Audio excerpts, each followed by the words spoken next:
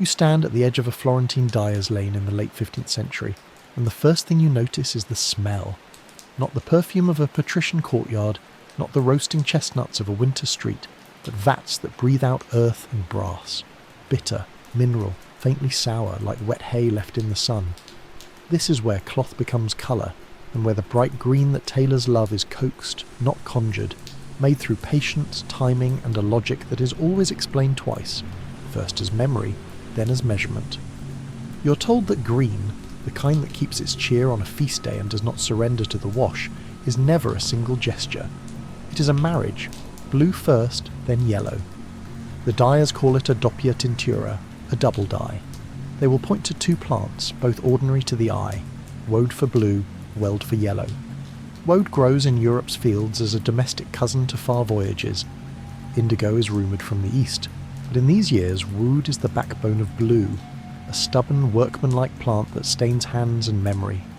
Weld is a tall stalk of small yellow flowers, the dyer's true gold, brighter than most leaves, cheaper than saffron, friendlier to wool than any rare spice ever was.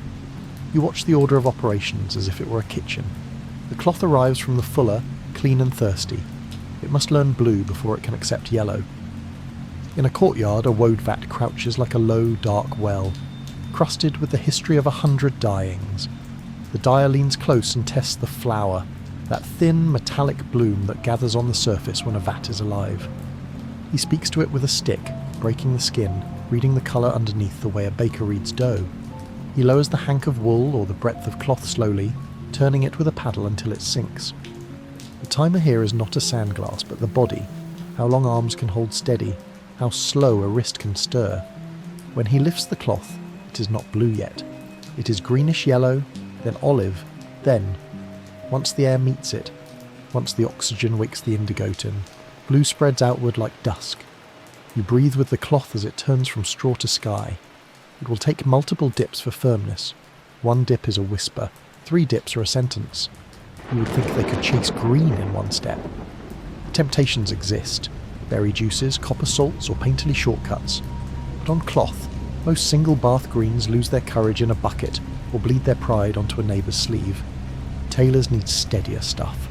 So the dyers discipline themselves to a sequence and rely on mordants as their oath. The mordant matters. This is the bridge between fibre and dye, the invisible clasp that makes colour hold. Alum is the most trusted, and in Florence the word alum carries not just chemistry but politics. In 1461 the Papal States secured rich alum beds at Tolfa, north of Rome, and the business of fixing colours warmed to the hands of church and merchant. You learn quietly that to buy alum is to buy into a network, a guarantee that yellow will sit correctly on wool, that the after yellow will not wash away at the first scolding from a laundress at the Arno. If you ask a master dyer why the blue must come first, he will shrug as though you have asked why bread is baked after it is kneaded. The wool must be persuaded into blue's insoluble world, while the vat is sweetened and starved of air. Once the blue is built up, the weld can ride in on alum's calm discipline.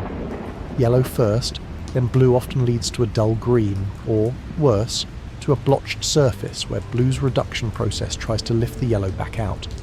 So the guild rules align with the chemistry, and the dyer's common sense aligns with the tailor's hopes. You walk with the cloth, now a firm blue, into a workshop where weld is being prepared. Weld has a smell like cut grass with a shade of metal. The dried stalks are chopped and steeped. Alum is dissolved, sometimes with a dash of tartar from a wine press, a household mordant harvested from a cellar wall, humble but effective. The dyer checks temperature with a finger and a flinch. There are no mercury thermometers here, only the craft's living memory. The surface should quiver, never boil. A rolling boil is a declaration of war on wool. Into this golden bath the blue cloth is lowered. You watch the yellow pass not over the blue but into it. The way sunlight moves through clear water and finds the stone beneath. It is not instant. They raise the cloth and let it breathe, then lower it again, cautious as feeding a child. When it emerges for the last time, it is a green that tailors prize. Bright without being raw, cheerful without being childish, a colour that can sit beside crimson sleeves and not apologise. On feast days it looks new in the morning and decent at vespers. In the guild hall, it is proof that a client's money was well spent. In a market lane, it is the difference between a garment that sells on Friday and one that lingers until Tuesday's dust. You are not a dyer, you are a listener. But in this lane, you're taught small, boring truths that keep wardrobes alive. Grease in the fibre blocks dye, old sweat must be scoured. The fuller is a dyer's partner, not a rival. Too much soap before a yellow bath leaves the mordant unsure. A blue built in a vat that has gone tired will sulk and fade. Cloth woven too loosely drinks unevenly. Wool, silk and linen are three temperaments at a dinner table. Speak to each in its own voice. Wool and well become friends easily, linen does not, and the dyer's patience lengthens or he hammers the linen with longer mordanting. The workshop keeps notes, ricordanzi, about which bolts took which sequence well, because this is not alchemy, it is accounting. The tailors enter this story when the cloth is no longer wet but not yet destiny. In Florence, the Arte dei Tintori, dyers, and the Arte della Seta, silk guild, no one. Another well, and the tailors, sarti, sit downstream of both. A tailor loves a predictable green because he must cut it into shape and make it match across pieces. Pattern pieces must line up so that torso and sleeve do not argue visibly with one another. Greens born in two separate shops will quarrel at the seam. Greens born in the same dye house on the same day, under the same weld, will behave like siblings who share a mother's recipes. Tailors keep scraps to test how a lining rubs at the armhole. They will tell you which greens fray faster and which hold their promise through a winter's damp. Bright green becomes a professional preference because it makes the tailor's work look clean. A faithful colour forgives small errors of hand, an unfaithful one announces them. There are laws, quietly posted and carefully remembered. Sumptuary rules murmur across the city-states of Italy, trying to govern how colour meets rank, how silk announces a household's place. Green is not as policed as purple or as loud as scarlet, but it has meanings. It is spring, hope, youth. It is also money when coins are painted in allegories as branches and leaves. A merchant's daughter in bright green tells a story of prudent prosperity. A journeyman in a dull green coat tells of thrift and steadiness. In public processions, livery green binds a household of servants to their master's banner. Nobody says this aloud in the workshop, but everyone knows. Choosing bright green is a small public statement, a way of wearing temperate cheerfulness that offends few and pleases many. The city's wider trade routes pass through the vats without fanfare. You hear, as gossip more than schooling, that alum now comes reliably from Tolfa, which loosens the dependence on distant mines controlled by rival powers. You hear that shipments of dye stuff ride in with grain and out with woolens. Weld is local, but its quality varies with soil and harvest. Woad cakes travel from northern fields to loose Saxony, pressed, dried and taxed into respectability. The dyer breaks one with a mallet and inhales a future of blues, each cake a stored summer. A bolt of cloth can be a ledger entry across languages, colours converted into credit. Tailor's love for bright green has a practical spine. In the dim light of a client's house, green's red as fresh even when the garment is not new. Candlelight approves of them. The colour flatters complexions recovered from winter and looks honest in a church nave, neither too proud nor too poor. A tailor, who must sell both skill and judgment, learns that cheerful greens make customers nod. If the dyer can deliver a green that resists soap, sun and sweat, the tailor can promise that a garment will wear well, and that phrase, 2 words, modest and merchant-like, is how a workshop survives from Lent to Advent. There are, of course, failures, and you are allowed to witness them because failure instructs better than pride. A batch of weld, spoiled by mildew, leaves a green that lacks its centre, a hollow colour that fades like a voice at the end of a corridor. A woad vat left unattended dies and must be fed.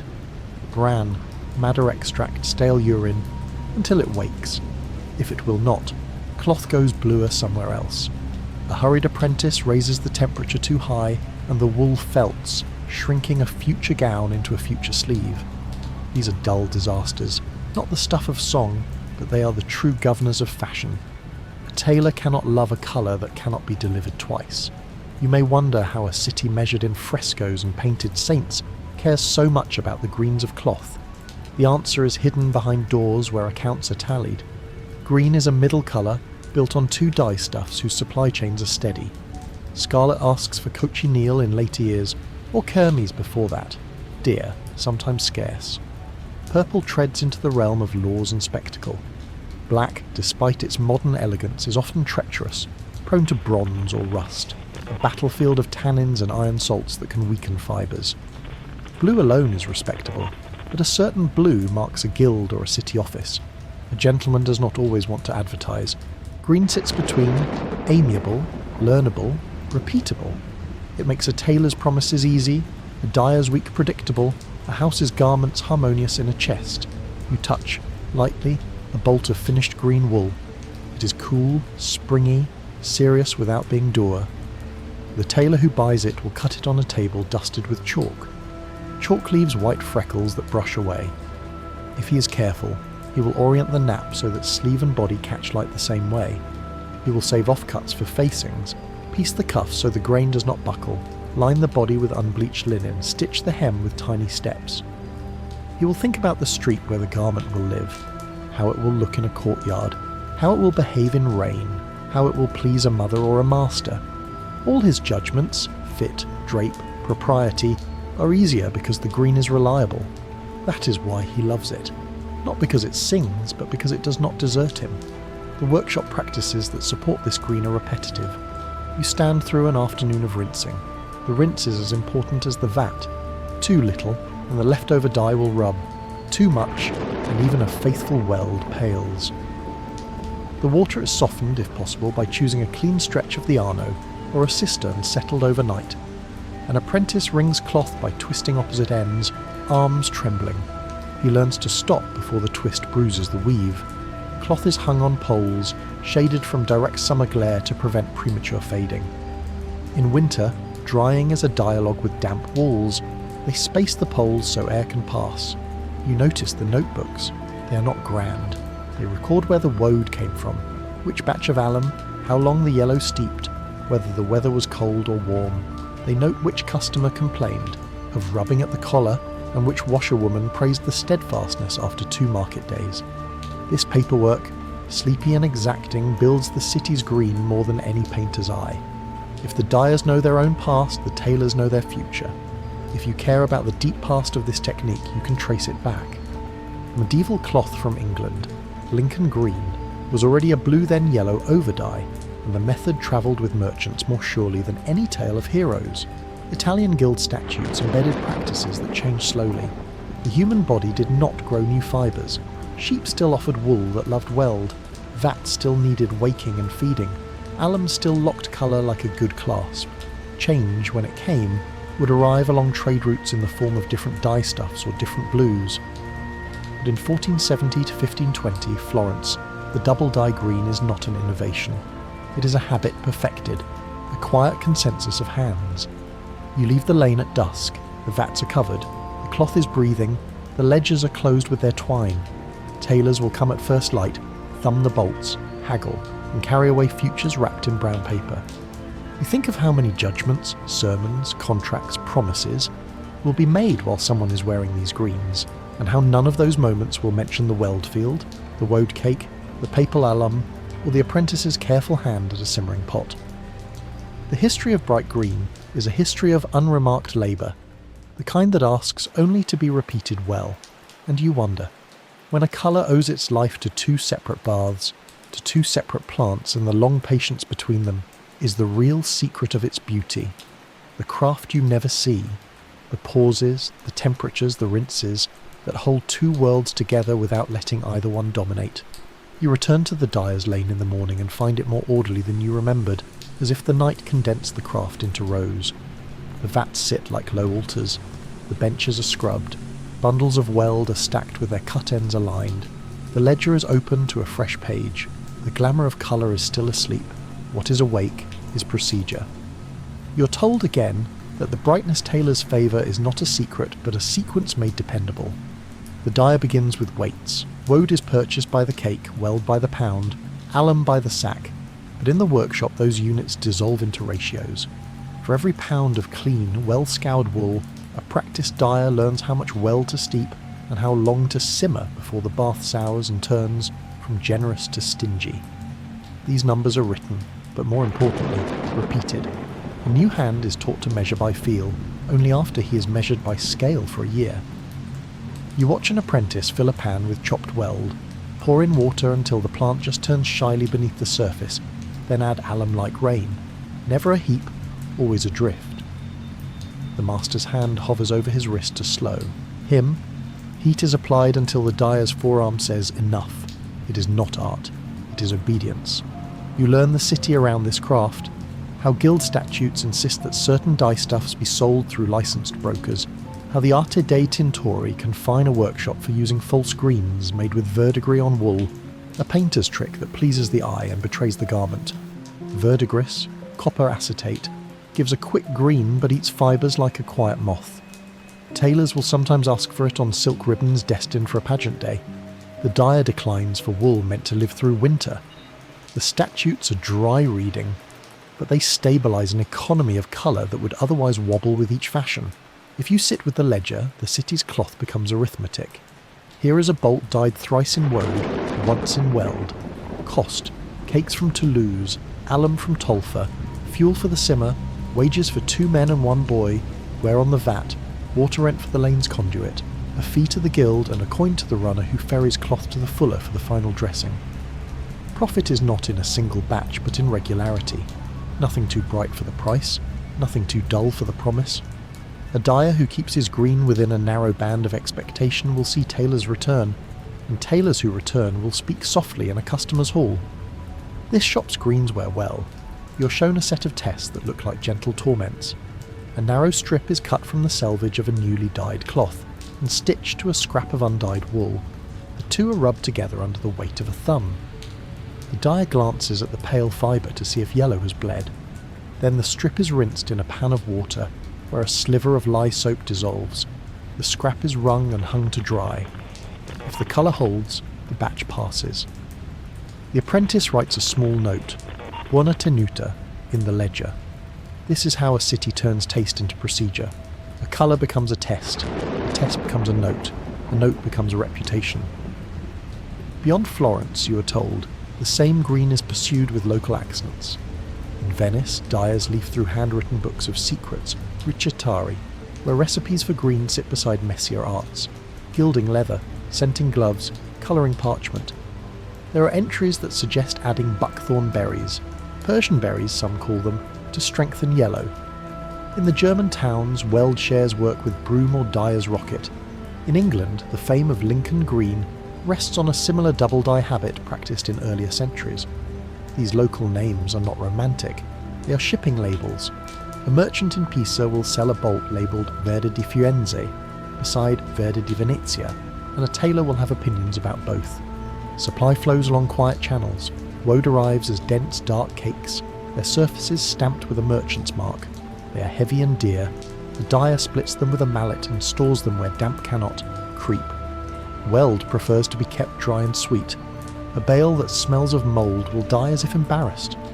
Alum is crystalline, a mineral snow. Its source matters because some mines yield cleaner salt than others. The Tolfa beds, under papal guard, ship their alum in quantities that steady prices. Financiers in Florence and elsewhere help advance money to control the trade. This is where colour brushes the sleeves of power. The same hands that count offerings in chapels count sacks of alum that fix the city's greens. You step cautiously into the fuller's domain to see how finishing completes the colour's promise. Fulling mills beat cloth with hammers to tighten the weave. The sound is rhythm, not violence. Fuller's earth or stale urine is used as a cleansing agent. What matters to the dyer is that the fuller too obeys temperatures and times. A green built with patience can be softened into grace or battered toward grey. A good fuller rinses until water runs honest and keeps the cloth under shade to dry. In winter, the fuller's loft becomes a forest of greens hung like laundry among the rafters, and you understand why laundresses and fullers are the unsung co-authors of a city's palette. The tailors downstream work in a light that flatters this labour. Their tables are chalked, their shears heavy, their irons, heat saddles, glow on small braziers. When a tailor chooses bright green for a client, his hand goes unerringly to the bolt that promises steadiness at the seam. He cuts with nap and weft in mind. He keeps the direction consistent so the garment appears of one piece. He lines collars with linen, bastes sleeves with the grain, and presses seams open with the iron's weight more than its heat. He has learned, by loss as much as by instruction, that a cheap green sells once and costs twice, once in coin, once in reputation. A reliable green sells twice and costs once. The second sale is the next order, placed because the first coat kept its cheer through a wet spring. You're taught how homes will treat these greens. Washing is occasional, not weekly. Brushing and airing are preferred. Garments are stored with lavender or cedar to question moths. When washing is required, the laundress uses warm water with mild soap and avoids prolonged soaking. She blames fading less on the dyer than on the sun. She hangs garments in shade, the breeze doing what the noon glare would do too brutally. A household that owns a green gown or a green livery coat writes its own manual of care, a set of habits that will be whispered to daughters and servants as if they were moral counsels. You listen to the health of the craft. Dyers suffer chapped hands. The tartness of mordants bites the knuckles. The Woad vat, brewed in part with urine and kept in reduction, is an olfactory ordeal to the novice and a familiar to the master. There are stories of men whose lungs dislike the vapours, or whose skin distrusts certain dye-stuffs. No one calls it hazard, they call it life. The price of a colour includes a little of the body, paid daily, returned nightly as sleep. A tailor's ache is in the back and thumb, a fuller's in the shoulder, a dyer's in the skin and breath. When you wear a bright green, you wear a ledger of small pains converted into steadiness. You visit the kitchen gardens that feed the dye house. Weld grows in poor soil as if it enjoys the discipline. Its tall spikes are harvested before the seed fully toughens. Dyers prefer the upper parts of the plant for the clearest yellow. The spent plant after the bath goes to the heap. The bath water, once cooled, is disposed where it will not insult the neighbours' wells. The city statutes speak in plain words about where a dye house may live and how its waters must be handled. The rules are civic housekeeping, not romance, but they permit romance to exist by keeping a lane livable. In the painter's studio you see another world of green. Sap green from buckthorn berries, verdigris laid into glazes, malachite ground from stone.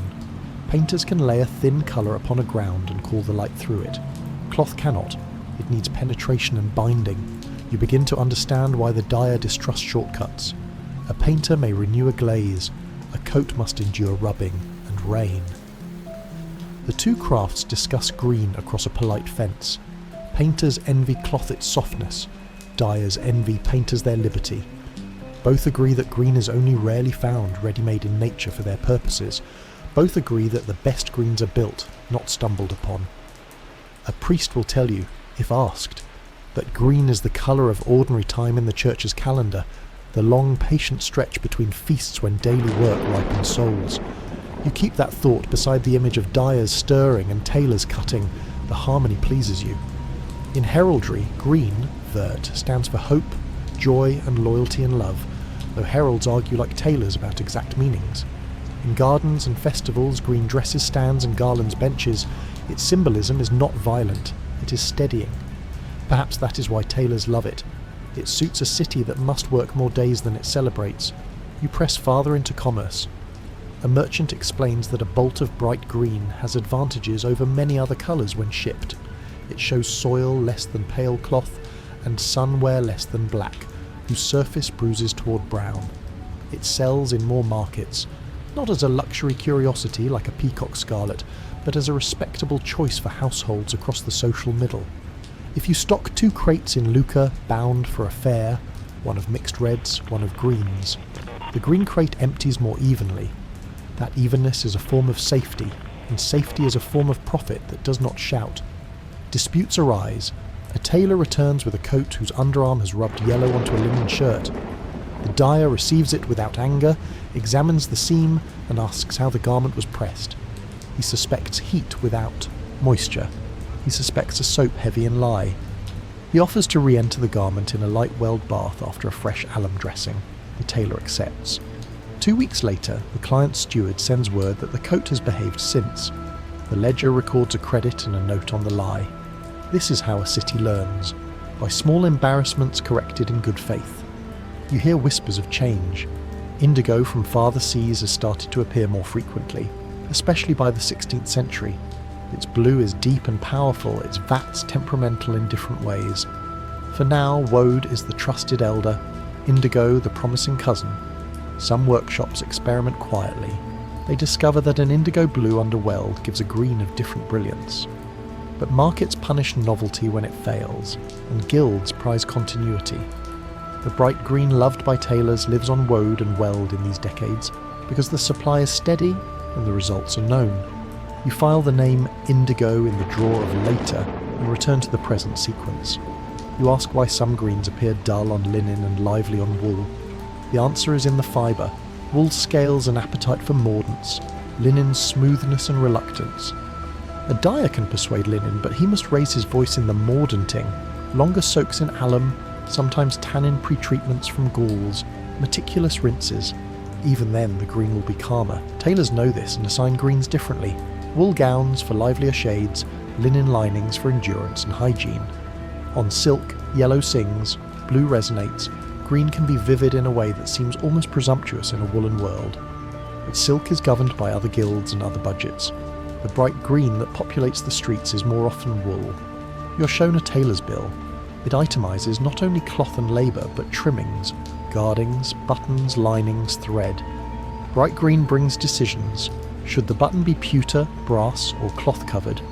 Brass warms the green, pewter cools it. A sober household chooses pewter. A cheerful one, brass. Cloth-covered buttons risk wear at the edges. A tailor warns a client who insists, then makes them anyway. An apprentice reinforces buttonholes with small, close stitches. The colour of his thread a hair darker than the cloth, so dirt will have to work harder to be seen. The tailor presses the finished coat under a damp cloth to avoid scorching. He lifts the iron, waits a breath, sets it again. The finished garment looks ready to converse with the street. In the home, a mother teaches her daughter to brush dust downward, never upward against the nap. A servant learns to fold the garment across the grain, so a crease will not cut a line of shadow across the chest. When travelling, the coat is rolled, not folded. When storing through summer, it is aired on 2 successive mornings and then rested with herbs in a chest. These are ordinary laws, not romantic, but they are how bright green survives into a second year, respectable enough to be let down at the hem for a younger sibling. You think about the invisible traffic that keeps this brightness alive. The farmer who grows weld beside a poor hedge. The carter who brings alum sacks to a city gate. The banker who advances coin against a shipment. The washerwoman who knows the kindest hour of the day for drying. The guild scribe who copies a statute about false greens in a clean hand. None of them will be named in a painter's caption, but their steadiness is present each time a tailor's sleeve meets a cuff without a quarrel of shade. There is finally the question of fashion. Bright green is not the loudest claimant to attention. It is the one that endures between louder seasons. When a neighbouring city favours black, dyers mutter and adjust. When a season runs to crimson, they shrug and wait. A city cannot dress in extremes every day. Tailors love green because it is the peace between battles. If you were to stand on a corner through a year, you would see greens pass with spring and remain, in softer tones, through winter. They do not proclaim, they accompany. You leave the ledger and the vats with the sense that the colour is less a hue than a pact. The dyer promises to keep the sequence. The fuller promises to guard the finish. The tailor promises to cut with respect. The household promises to care without cruelty. When all keep their part, bright green becomes the city's modest luxury. Not a prince's purple, not a bishop's scarlet, but a citizen's hope worn as cloth. And you wonder, as you watch an apprentice stir a simmering weld bath with the patience of someone stirring soup for a crowded table, if an age learns to love a colour because it can repeat it, what happens when the trade winds change, when new blues arrive by ocean routes and new yellows ride in barrels from distant shores? Will that same patience translate into a new brightness, or will the old pact be broken stitch by stitch? You return one last time to the lane and find it changed by a rumour that has become inventory. The rumour has a scent of far salt and tar. Indigo, true indigo, not woad, has arrived in larger, steadier quantities. Barrels show up bearing marks that the carter cannot pronounce, and the merchant speaks softly about factors, insurers, and a ship that made landfall late but whole. In the dyer's yard, the woad cakes do not look ashamed. They sit with the patience of elders who know that households will still need their counsel. But indigo is young strength. Its indigotine is dense, its blues deeper for the same labour, its vats temperamental in new ways that the workshop will have to master. you watch a careful experiment. The master does not betray his craft to novelty, he courts it. He sets a small indigo vat and feeds it with fruits of long journeys, lime and bran, a sweetening agent, a whisper of ash. He lowers test skeins, then lifts them to air. The blue appears with a suddenness that startles even men who have watched blues bloom all their lives. More body, someone says. Then they speak of weld. If indigo underweld yields a green brighter than woad underweld, tailors may ask for it by name, and markets will follow questions with orders. A ledger gains a new column. Indigo trials, weld constant. The city learns by writing, then sewing, then washing. The double dye remains the law, blue first, yellow after, because chemistry does not answer fashion's whim, only its sequences. Yet the quality of blue matters when yellow arrives. On wool, indigo yields a green with a slightly different heart, clearer, perhaps a touch cooler, more lucid in slanting light. It takes weld's brightness as if the yellow were glass and the blue a sky beyond it. Tailors finger the samples and nod, a green that can be recognised across a room without shouting as a merchant's friend. But the master still keeps his woad vats warm. Supply chains are sea chancy. Guilds respect a bench that can survive a storm by not moving. The conversation widens beyond Florence, because colour is a federation of towns. To the west, ports handle cargoes that include a new yellow, old fustic from a tropical tree, that promises substantiveness on wool and linen alike. Some call it morobark, some sell it under names meant to flatter buyers who prefer novelty wrapped in familiarity. In practice, weld continues to win where a cheerful, clear yellow is desired. Fustic adds options of tone and price, especially where bulk cloth prefers savings to brilliance. Tailors, who cut for individuals, often keep faith with weld. Clothiers who supply livery in quantity look twice at new barrels. The street will end up wearing a mixed family of greens that a careful eye can sort by their yellows. Weld's lemon sun, fustic's warm straw, buckthorn berries slightly olive cast. The dyer's yard begins to smell like an atlas. Sumptuary laws, steady in tone, move as slowly as vines on a wall. Green keeps its permissive character. Scarlet still declares. Purple still insists. Black seeks moral authority. It cannot always chemically sustain. Green continues to promise decency and prosperity without offence. In city records you can follow the colour through contracts for livery. 3 dozen gowns in green for a household's men. 5 for pages attached to a confraternity. 2 for musicians hired for a wedding. The orders specify good holding colour, even across breadths, not yellowing at the collar. The phrases are dull and exact. Tailors and dyers read them as judges read laws. Workshops modify their rhythms to accommodate the new goods. An apprentice who used to break woad cakes with a confident smack learns to handle indigo with a more exacting hand. Quantities are smaller by weight for comparable depth. The master reteaches the discipline of a reduction vat. The waxy flour at the surface means something different. The aeration between dips must be measured with new caution. Weld baths remain a comfort because they do not change their temperament with the century. Alum still dissolves with the small fizz it has always made, like a polite conversation. The dyer remarks that alum's reliability is what allows experiment on the blue side. One constant invites one variable. In the tailor's hall the talk helps. If a batch shows too cool a green they can say, "This was the indigo weld, next time woad weld please," as if ordering a familiar soup in a slightly different style. The fuller's mallets keep time. You stand once more in the finishing loft where colours hang like quiet flags. Green in this room is not a single kingdom but a confederation of courts. The fuller's apprentice has a routine that would bore a saint into envy. Rinse, test, rinse again, beat, rinse, shade, brush. He knows no painters' names, no port city gossip. He knows where on the beam a shadow forms at noon, and how to avoid it. Tailors will bless his work without knowing his name because the seams will lie as calmly as a psalm. Customers evolve, but very little. The young prefer brightness where older men ask for sobriety. Weld can satisfy both by adjusting how many dips, how hot the bath, how long the mordant.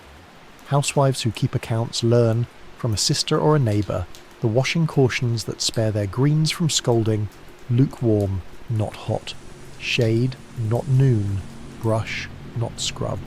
Garments are let down, turned, and relined. A green surcoat may begin life on an older brother's back and end as a coat for a younger, with sleeves recut to follow a fashion's narrower whim. What endures is not novelty, but the quiet pleasure of a colour that refuses to embarrass its owner. Tailors love bright green because it helps them help clients keep face. You ask, at last, for a story with numbers that the listener can carry to sleep. The dyer obliges. For a bolt of good Florentine broadcloth dyed to a bright green the old way, 3 dips in Woad, 1 alum mordant, 1 weld bath. The costs run thus: so many soldi for cakes, so many denarii for fuel, a half-day's wage for the second man, a quarter-day for the boy, a fee to the guild's inspector, rent to the lane's conduit. The indigo variant will, for the moment, cost a little more per pound of blue. If voyage is steady, that margin may narrow. Weld prices shift with harvest. Alum prices remain under watchful eyes upstream. The profit is made, the dyer says, by keeping complaints few and repetitions many.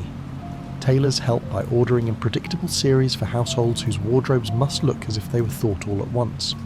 Change, when it becomes history rather than rumour, arrives almost invisibly. A decade passes.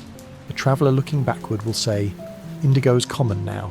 He will not remember the first barrel, only that at some point the Woad vats grew fewer, and the talk about blue shortened into certainty. The method has not changed: blue, then yellow. The discipline has not changed. Good scouring, sound mordant, gentle heat, patient rinses. The love has not changed. Tailors put their shears into greens that they know will not quarrel at the seam. What changed was the map that fed the vats, and maps, as you have learned, tend to shift under the feet rather than in the sky. The painter's studio nods to the cloth hall more often now. Portraits begin to show greens that a tailor can name. "That is a weld over Woad," someone says under his breath in a chapel, though the painter has achieved it by glazes rather than baths. A sitter's sleeve in bright green confirms that a household can afford a pulse of cheer.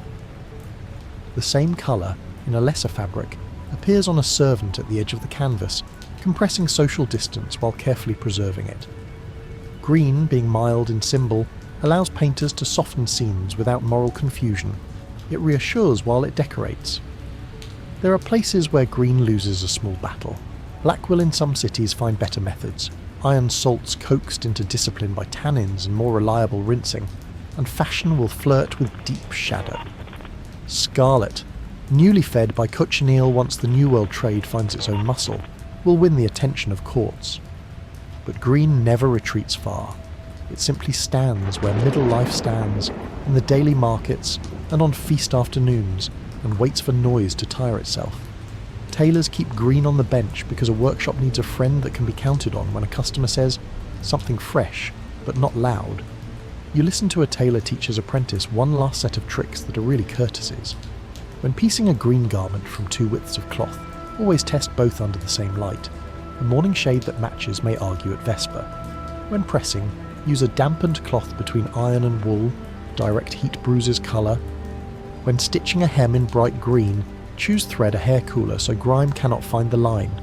When advising a client, say plainly what care is needed. Do not flatter with promises that the street will break. The apprentice nods. He has learned to think of colour not as choice but as relationship. The poorer households teach their own economy of green. A gown is turned inside out after a year to hide wear. The sleeves are switched left to right because cuffs fray unevenly with handedness. A livery coat takes a new collar of darker green to mask soil. A mother rubs a stain with stale bread before risking soap. A father hangs a coat by 2 points to avoid stretching at the neck. These are not guild secrets, but they are the common knowledge that allows bright green to look honourable in its 2nd and 3rd spring. Tailors love the colour because it tolerates such management. It ages without mockery. As you prepare to take leave of this green world, someone places before you 2 scraps. One dyed Woad over weld, the other indigo over weld. You hold them in light as a jeweller holds stones. The first has a softness that feels woven to the city's older self. The second has a clarity that seems to glance off the future. You cannot prefer one without also wanting the other to continue.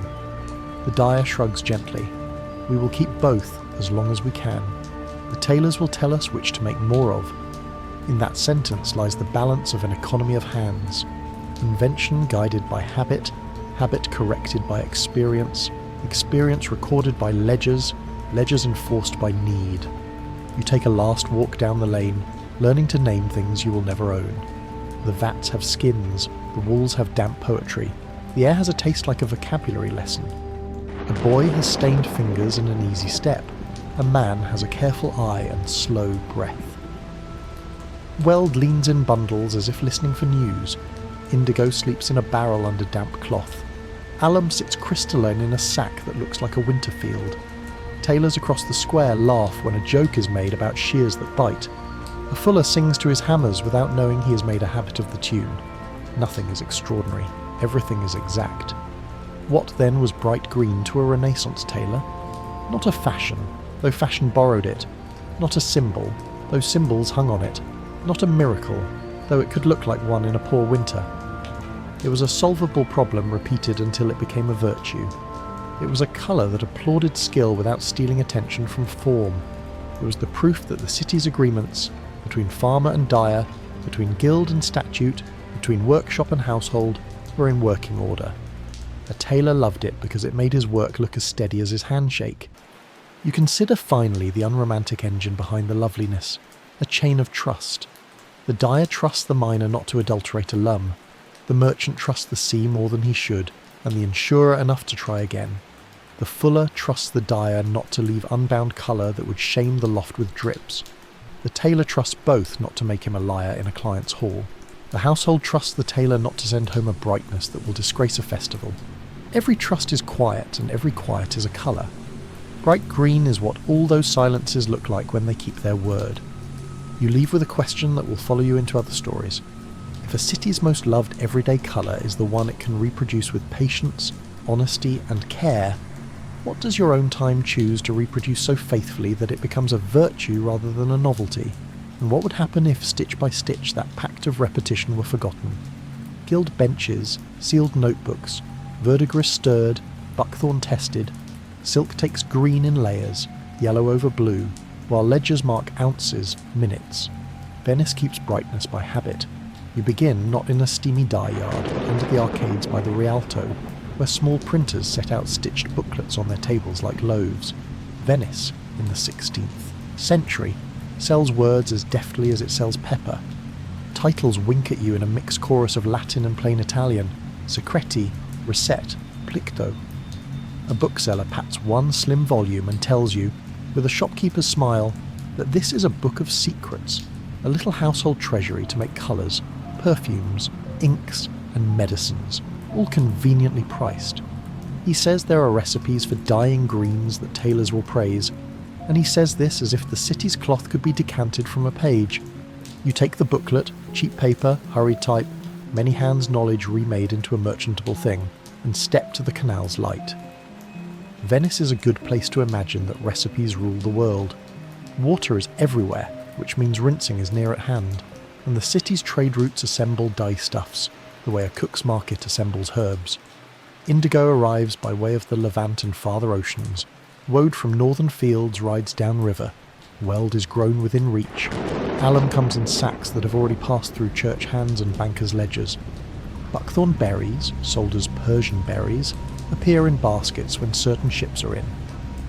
If Florence taught you the patience of sequence, Venice teaches you the appetite of supply. The Book of Secrets tradition flatters this appetite. Some recipe collections are truly mercantile translations of workshop notes into public words. Others are cabinets of curiosities that promise more than they deliver. But one Venetian book steps out of the crowd and looks you directly in the eye. Giovanventura Rossetti's Plicto dell'arte de Tentori, 1548, a manual by a master of the dyer's art. It is not a gossip's compilation, it is a working map. Rossetti writes as someone who has stood over vats until his fingers pruned, and he organises his instructions with a guildsman's calm. He tells you what to do with a wool and with silk. He speaks of mordants as of oaths. He orders the timing of baths as if lines in a psalm. He has a place for green, and he earns your trust by saying nothing flashy.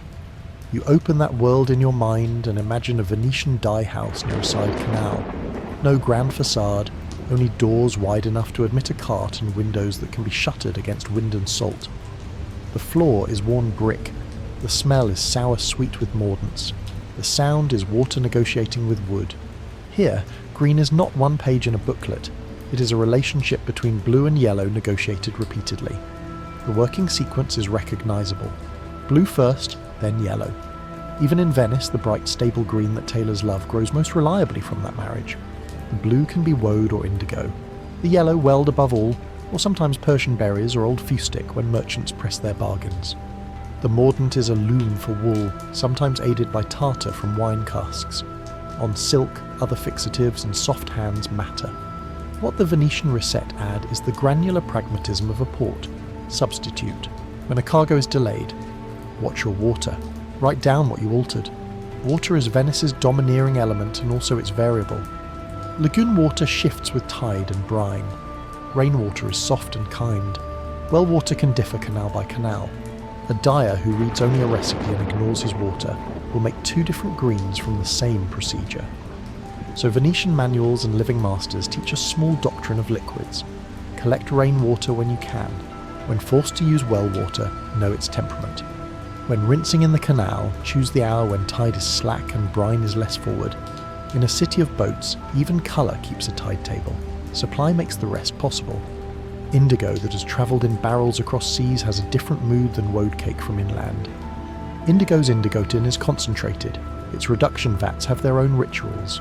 Bran, lime, warmth, the watch for the flower, that oily skin that means the chemistry is awake. Woad is homelier and slower. The Venetian dyer, armed with reset, treats them both as members of the household. A ledger shows whether a client paid for the deeper blue that indigo can give, or for the older familiarity of woad. The cloth, once blued, waits for yellow. Weld is the dyer's dependable son. Dried, chopped, simmered gently with alum dissolved until the liquid turns a true gold. These are steps common to every region. But Venice adds a shipping clause. Inspect bales for mould at the quay, separate good from sour, keep the good high and dry. Persuaded by merchants, some workshops will try buckthorn berries for a greener leaning yellow, or old fustic for a sturdier, warmer tone. The reset do not forbid this. They tell you what changes. With Persian berries, the yellow tends to olive if the bath cools. Keep it warm but never boiling, for wool cannot forgive impatience. With fustic, expect a slightly browner heart. Ask the client whether he dresses for shadowed rooms or streets under open sun. In streets, fustic green may look generous. In candlelight, weld often shines clearer. The doctrine of mordants receives a full chapter in these imagined pages, because in Venice alum is both chemical and commodity. The city buys it through brokers who quarrel in 3 languages about price and purity. A dyer dissolves alum crystals and feels for the moment when grit becomes clarity. He adds a pinch of tartar for wool to smooth the binding. He tests a thread to see if the fibre sighs and accepts. The manuals remind you to keep modern baths clean, reuse within reason, but beware of exhaustion, and to follow alum with thorough rinsing so the fibre feels no crust when it meets yellow. If a green rubs off at the collar, the first suspect is an impatient mordant. You read too the Venetian city's cautionary footnotes. The dyer's marigold, guild statutes, warn against shortcuts. Verdigris, so easily made in Venice from copper plates hung over wine lees, is a painter's companion. On, wool it is a false friend, biting fibres slowly even as it gives a quick green. Manuals admit its showiness and forbid its pretensions to permanence on cloth. Tin salts can brighten yellows to almost lemony shout, but wool may pay for that brightness with brittleness. Proceed sparingly and only for ribbons destined for a single festival day. A recipe that forgets the lifespan of the garment is no recipe at all, say the older masters. It is a prank. These books of secrets are mirrors of the city's ambiguity about secrecy. Venice knows how to guard. Its glassmakers at Murano are watched as carefully as silver in a treasury, but it also knows how to print. A recipe in a booklet can democratise knowledge or reduce it to slogans. Rossetti's plicto lands closer to apprenticeship in print, specific, procedural, measured. Meanwhile, popular segreti, those attributed to Alessio Piemontese, or compiled under noble names, mix serious counsel with entertainments. A Venetian dyer reads both with a craftsman's scowl. He will copy a margin note from a sober manual into his shop ledger. He will smile at a household secret that promises emeralds from spinach. The printers keep selling. The workshops keep recording. The real secrets are in the repetition. Trade routes speak in the margins of these books. A recipe calling for best alum means alum whose chain of custody leads back to reputable mines and forward through honest brokers. A note on good berries means buckthorn gathered at the right ripeness and dried properly, something the dyer learns by smell more than by words. A mention of fine indigo means a barrel without adulteration, no added clay to cheap weight, no damp that would have shifted the chemistry. Venice is a city where the difference between almost and actually can be felt through a page. Those who cannot feel it are protected by guild inspection and chastened by the market. The manual pauses to stress small tests. Before you commit a whole breadth of cloth to a new sequence, make a sample. Blue a strip, mordant a strip, yellow a strip, wash, rub, dry. Pin the sample to a board with a note of date, dye stuffs and water used. In a humid lagoon city, time teaches colour differently than inland. A sample hung by a north window may tell a truer story than one nailed where canal glare strikes. Reset recommend patience enough to see a week pass. Merchants recommend haste. A good workshop reconciles them by accumulating a library of samples, each a quiet argument against ruin. The household appears in these pages because Venice is a city of households.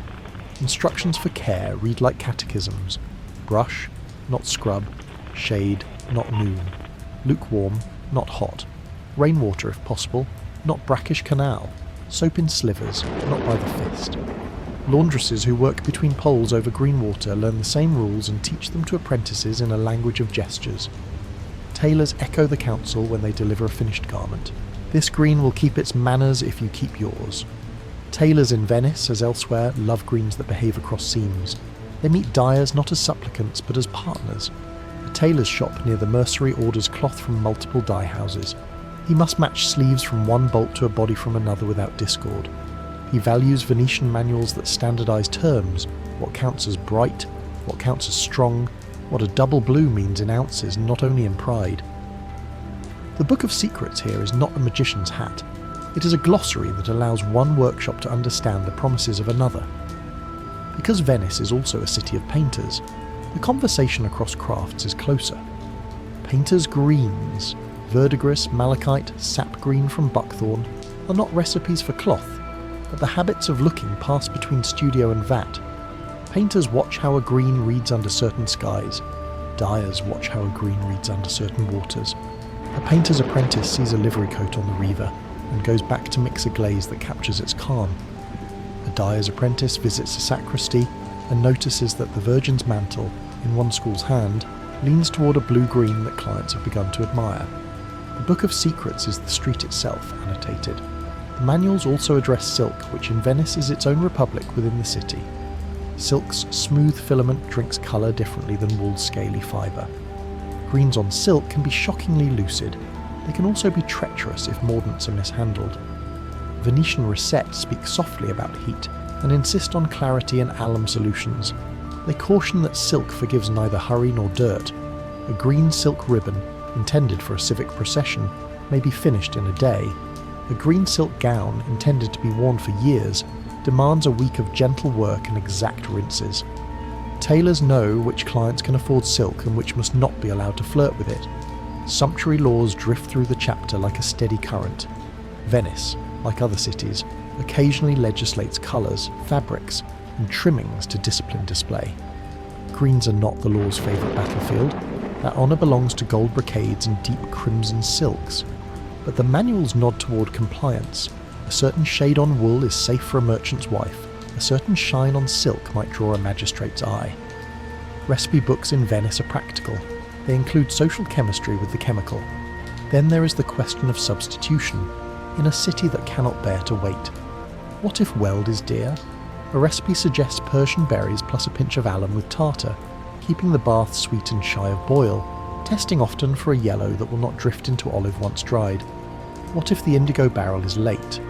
The dyer returns to Woad without shame, making up depth with extra dips and time. A manual that pretends supplies are constant is a liar. A manual that teaches substitution is a companion. In Venice, companions sell well. At the end of the booklet, whether Rossetti's sober Plictho or a more popular Segretti, You find one more Venetian habit, addenda. Masters and apprentices scribble their own notes in the margins. Good rain today, better colour. Berries from the new broker, avoid. Alum week, double time. Green for the Arsenal oarsman, more weld for visibility. The printed page is not the end of knowledge. It is an invitation to join the practice. Venice allows this because the city trusts repetition more than proclamation. If a recipe works, it will be used until it becomes a boring truth, and boring truths clothe a republic. You close the booklet and look out across the water. A barge slides by with bales under oiled cloth. A boy on the bank rubs at a green sleeve where he spilled something, and is scolded with a laugh. A tailor in the mercery window shakes out a length of cloth, and holds it to the light as if interrogating a witness. The city hums at the tempo of procedures done correctly. The books of secrets did not invent those procedures. They caught them on the page long enough to share.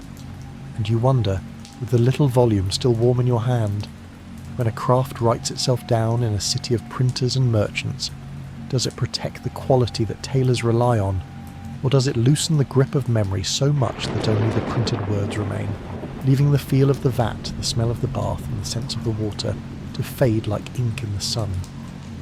You return to the Rialto with the little book tucked under your arm and decide that paper alone cannot teach you what water and time have already taught the city. So you spend a day moving between 3 rooms that pretend not to be related. A printer's shop that smells of oil and lead, a guild chamber where rules are read in a steady voice, and a dye house whose vats speak more clearly than most men. By night's end, the same facts are standing in all 3 rooms: weights, heat, water, time, like 4 patient witnesses repeating the same testimony until even the inattentive begin to nod. In the printer's shop you hear the clatter of type return to cases, and learn the cost of a book of secrets in coins and compromises. The printer explains that paperweight is chosen as carefully as any dyer's bath. Heavier sheets survive damp streets, lighter sheets travel farther in sailors' chests. Woodcuts cost extra and must earn their keep. An engraving of a vat, a little hand pointing to a mordant kettle, a diagram of a winding skein. Authors, when there are authors, ask for their names to be placed with modest pride. Compilers, anonymous merchants of other men's practice, prefer a pseudonym with a noble sound. You learn that the narrow columns and short paragraphs are not literary style, but a craft accommodation. Recipes are meant to be found with a dirty finger while a bath simmers. A printer thinks of eye and hand before he thinks of eloquence, and so the page is a table, not a speech. Move across the bridge to the guild's chamber and you hear a different kind of printing, the recitation of rules that fix practice to memory. Here the marigole are read and amended, not in a flurry but in a pace that respects habit. Violations are named with an absence of anger that tells you they occurred often enough to earn calm, using verdigris on wool sold as good green, selling cloth dyed in exhausted mordant as strong, rinsing into the canal at an hour that offends neighbours, marking foreigner loom as best when it is merely passable. The penalties are fines, suspensions, and the unglamorous violence of inspection. A guild officer may cut a strip from a bolt and test it with soap as publicly as a justice might test a weight at a market stall. The room is not dramatic, it is instructional. The rules are not a fence around genius, they are a broom for daily mess. Then you stand again in the dye house, the only room with steam for a roof. The master spreads 3 books on a bench, a printed Segretti with recipes that wander from cloth to perfume and back, Rossetti's Plictho, whose stern grids make you sit straighter, and the workshop's own ledger, plain and stained, where real decisions are recorded with dates and notes on weather. He shows you how, on a damp day when the lagoon's breath lay heavy, a mordant bath needed longer to penetrate wool. The printed book cannot predict that, so the ledger becomes the bridge between text and vat. He points to a margin note, Persian berries weak, added weld, and shrugs. The printed page was right in principle, wrong in practice, so practice corrected it without complaint. You ask to follow a green from page to street. The master begins with blue. On the bench lies Woad, dark, pressed cakes that smell faintly of hay. In a barrel nearby sleeps indigo, wrapped like a modest treasure in a damp cloth. The workshop will use both in the same week, sometimes in the same morning, depending on orders and price. The sequence does not change. A reduction vat is made sweet and starved of air. The cloth is dipped and turned. The air is given its say. Blue develops like breath returning after a pause. The ledger keeps numbers. How many dips? How long each exposure?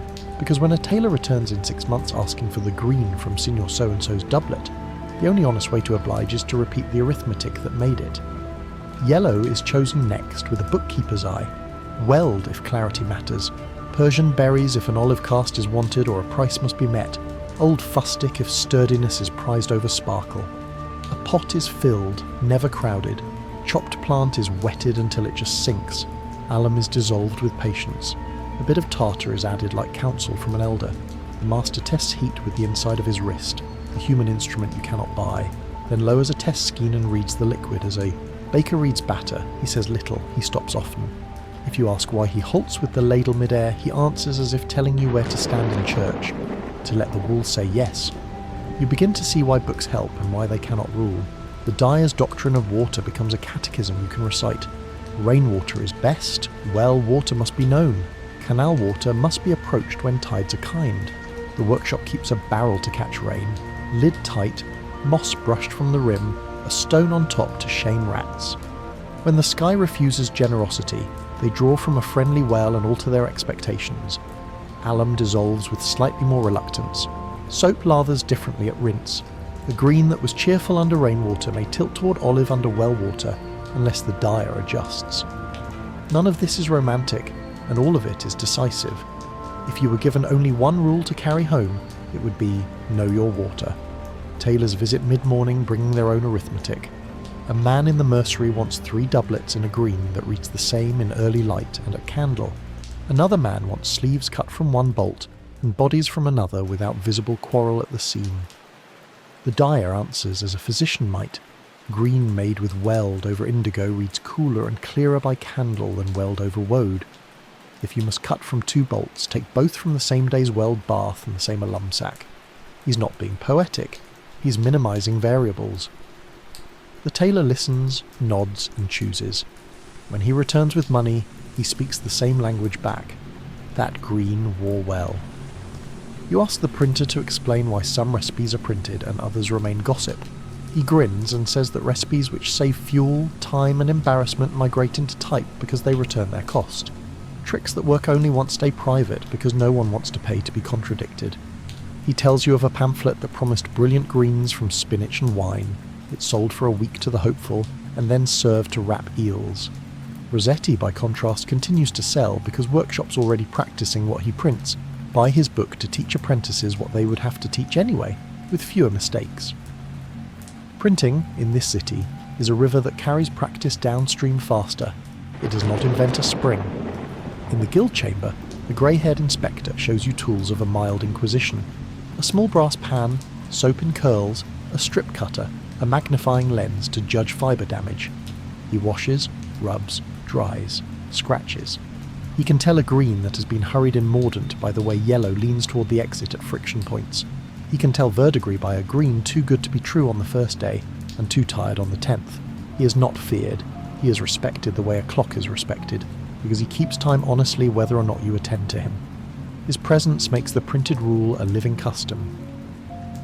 Households form the last chapter of this education, and they are as conservative as a harbour in a storm.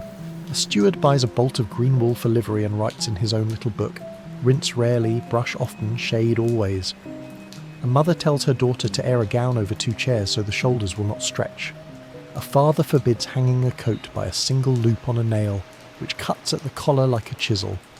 Laundresses who have never read a word of Rossetti obey his spirit. They warm water until it admits fingers without complaint. They avoid wringing across the grain. They spread garments on lines so the weight is shared. They turn collars outward to dry first, where sweat has argued longest with dye. The city keeps greens bright, not by miracles but by these unremarkable obediences repeated weekly. Supply shifts as ships make and miss their dates. A broker arrives with a barrel of indigo whose weight is a little ambitious. The dyer opens it, finds clay in the bottom, and refuses with a politeness that burns. Another brings buckthorn berries gathered too young. The workshop buys a few at a discount to dye underlinings, not sleeves. The ledger remembers both names. Reputation in this city is a ledger that others are allowed to read in your face. Silk deserves a visit because books of secrets often whisper louder when silk is in the room. In a silk shop near San Marco, you learn why manuals grow patient sentences around one word: gentle. Silk demands a lum that has dissolved to clarity, baths that never boil, rinses that feel like apologies. A green on silk can look like new leaves after rain. It can also slip from grace to shriek if tin is used greedily. A ribbon for a regatta needs brilliance for a day, and may accept a little brittleness as the price. A gown that must be heirloom bright in 10 years asks for weld and time, not showy shortcuts. The best manuals tell you this not to impress you, but to keep you from having to apologise later. Painters lace through this lesson as neighbours who loan metaphors. In a studio near San Zaccaria, a painter lifts a glaze of verdigris and speaks of light as if it were a dye.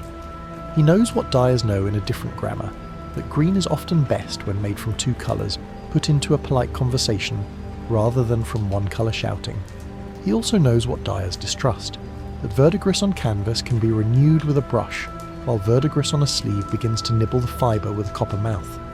The crafts speak across a canal, neither claims the other's tools but both steal each other's cautions. You ask whether the printed books have changed the way masters train apprentices. The answer is yes, in the most boring and helpful way. A master now hands a boy Rossetti or a sound compilation and says, "Read this until the words stop sounding like words, then come watch and make the same mistakes more slowly." The book shortens the season of ruin. It cannot replace the slow accumulation of skin knowledge. How mordant smells when it is ready. How a welled bath looks when it's turning from generous to spent. The apprentice is spared some waste and some scolding. He is not spared the discipline of repetition. That, everyone agrees, would be a mercy too far, and mercy too far ruins more than it mends. Venice being Venice, a small commerce grows around samples. A dyer keeps a board of green strips labelled with date, blue sauce, yellow sauce, water type, and mordant time. Tailors borrow the board, show it to clients, and return with an order pinned to a particular strip. Printers consider a small pamphlet of sample names: green of the arsenal, green of the Frari cloister, rainwater green, and smile at the possibility of selling adjectives. The dyer resists the poetry but agrees that names help invoices find memory. In a crowded market, even a sensible craft will accept a little harmless romance if it pays its rent. Changes edge in from the horizon like a new sandbar. Indigo grows common and trustworthy. Old fustic arrives in more barrels. Alum prices wobble less under papal oversight. Books keep pace, adding supplements and marginalia, reprinting with corrections that are not confessions but courtesies. A recipe that once said "good indigo if found" now says indigo as usual. A note on best alum now mentions a broker by name. The authority of print in this city is not thunder, it is drizzle. You look up one day and realise the pavement is wet and the air has changed. What does not change is the temper that tailors prefer, a green that is cheerful under sun and truthful at candle.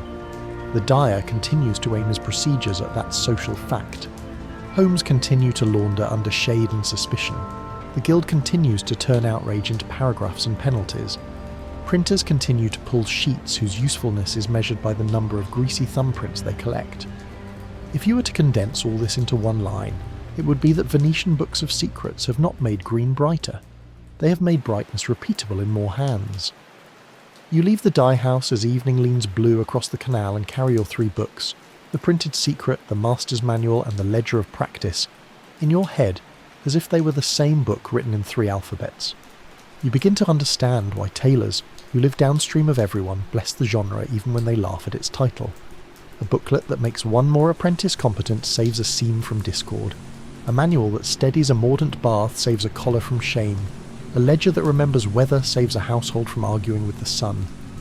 And you wonder, while the printers close their shutters and the guild clerk caps his inkwell and the dyer lays a board across a sleeping vat, in a city that trusts repetition more than invention, can the habit of writing craft into little books truly safeguard the things that cannot be written? Touch, smell, patience, or does the ink coax masters, year by year, to let those unwritten senses thin like a colour left too long in the sun? Morning finds you in a room that most visitors ignore, a storage loft over a dye house, where the city's colours sleep in sacks and bundles. Here, the Books of Secrets reveal their most useful page, an inventory list. You run a hand across stacked bales of weld bound in reed cord. You tap the head of a barrel stencilled with a broker's mark that means indigo. You lift a scoop of alum crystals that tinkle like broken ice. Every secret you have read turns out to be in agreement with matter.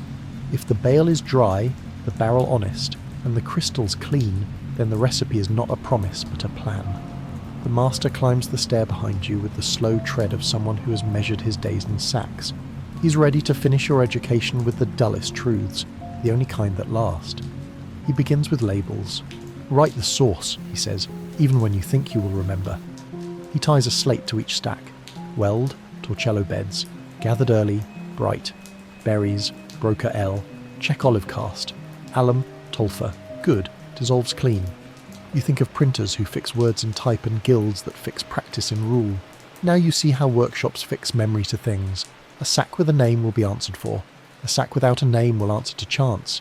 You descend to the floor and watch him measure out a morning. He does not begin with the vat. He begins with scouring, a length of wool broadcloth, already fulled but still carrying the ghosts of handling, is washed in warm water with mild soap until the rinse runs free of cloud. It is then lifted, pressed, not wrung, and draped where it can drip without creasing.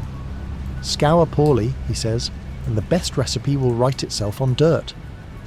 The Recettes say this in polite words. The vat says it with a ruined bolt if you forget. Blue first. Today he chooses indigo because a tailor has ordered a green clear by candle. He opens the barrel, breaks off a measured portion, and bruises it to a powder. A reduction vat is built like a small household liturgy. Lime to sweeten, bran to feed, warmth to coax, and a watch on the surface for the flower that means breath has been stolen from the blue, so it can enter the wool. He tests the vat with a strip, lifts it, and lets air return so that the blue can bloom. There is no haste. There is only the regular return of cloth to liquid and of liquid to air. He lowers the scoured cloth into the vat, turns it with a paddle, raises it to the lip and lets it drip before laying it across a bar to inhale the room. The first dip gives a shy blue, the second makes a sentence, the third makes a promise. He notes dips and times in a ledger with a stub of pencil. 3 dips, 10/12/10 breaths, rain barrel. You realise that the book he is writing will outlast more than one apprentice and more than one fashion, and will teach a steadier language than any pamphlet, because the ledger answers a tailor's memory with numbers rather than pride. Yellow must now marry blue. He chooses weld dried, clean, cut fine. Alum dissolves in a separate pot until not a grain complains under the spoon. A pinch of tartar from a cooper's wool softens wool's temper.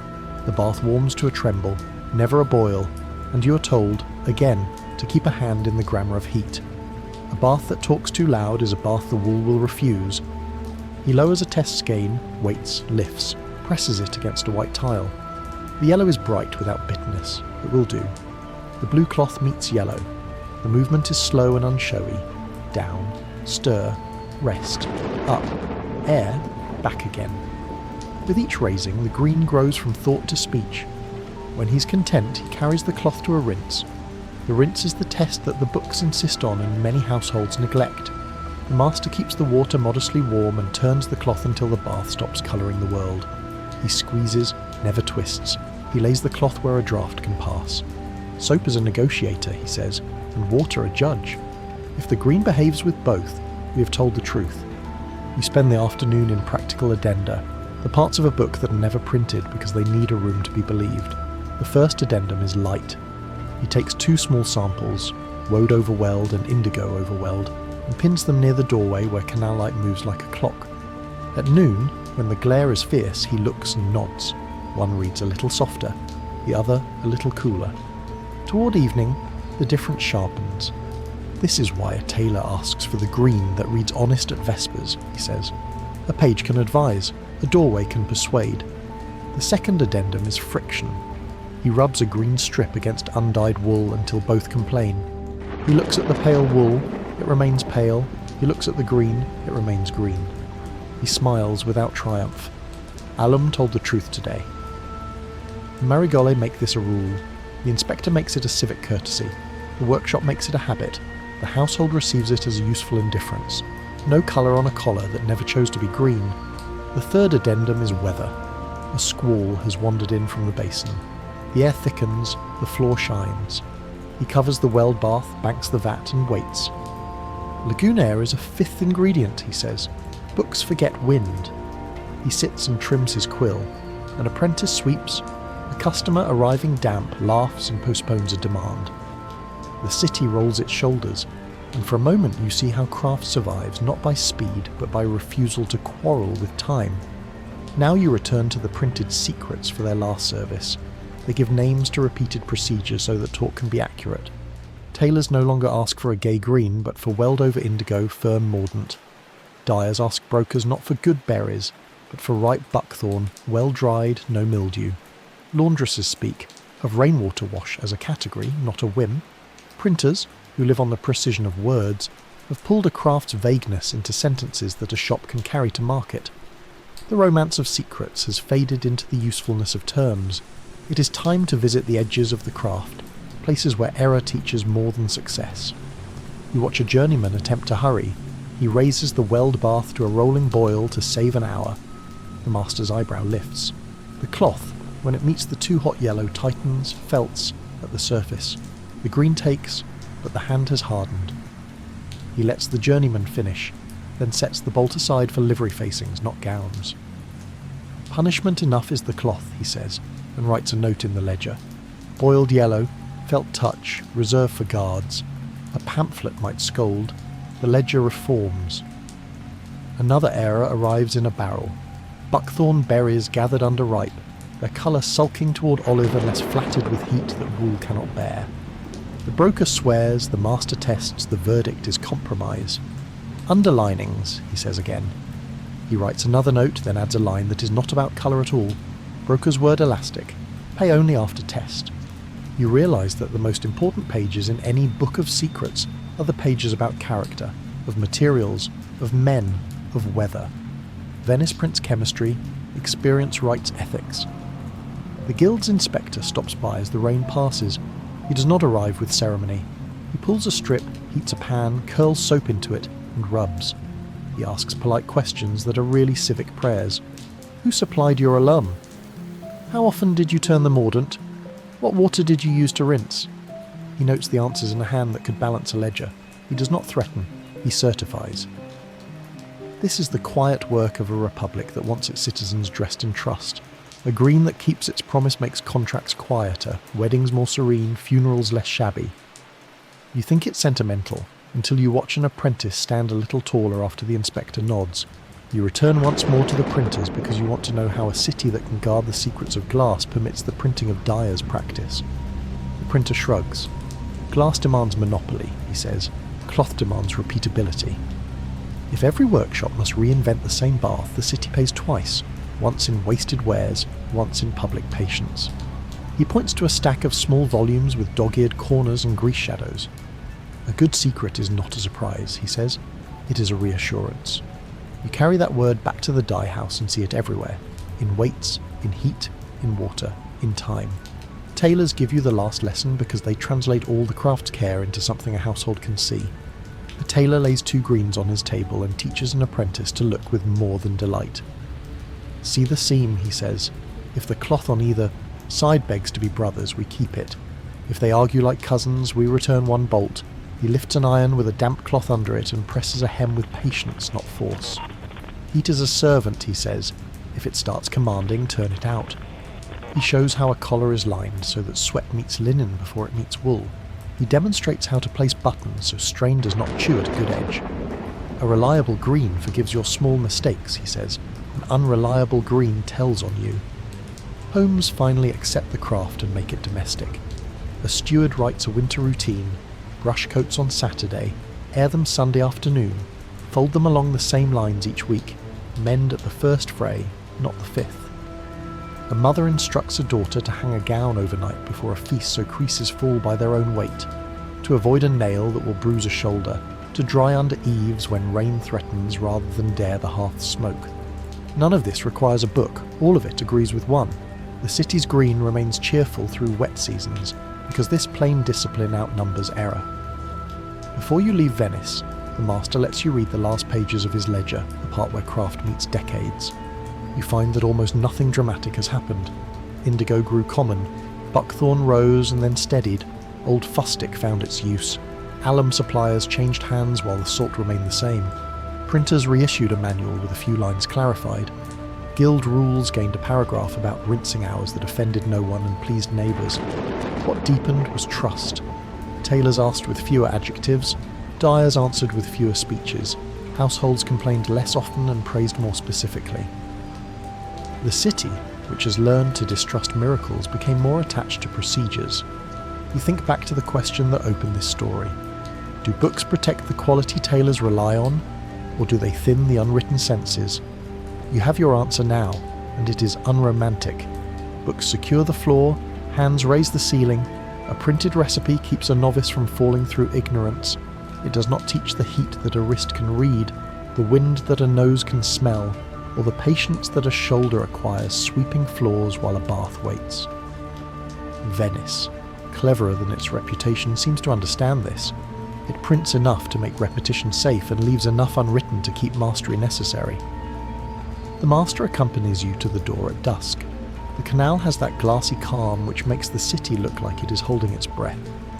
He closes his ledger, sets it on a shelf above the vats, and throws a cloth over the weld to keep night's damp from teasing it. He does not say farewell. He says, "We will do the same tomorrow," and you realise that is the most Venetian blessing you could receive. You cross the bridge toward the printers, and for a moment you imagine the city without its little books. More shouting, more waste, more apology. Then you imagine it with only little books and no ledgers, no guild, no noses over baths, brittle brightness, quick fraud, disappointed cloth. The balance you have seen, page, rule, vat, habit, turns out to be a civic colour as much as a craft one. It is not splendid, it is serviceable. Tailors love that more than anyone. You carry a thin booklet in your sleeve, and, heavier than that, the memory of procedures that sound simple until you repeat them 100 times. The calm of this knowledge is the calm that lets a city dress itself without drama.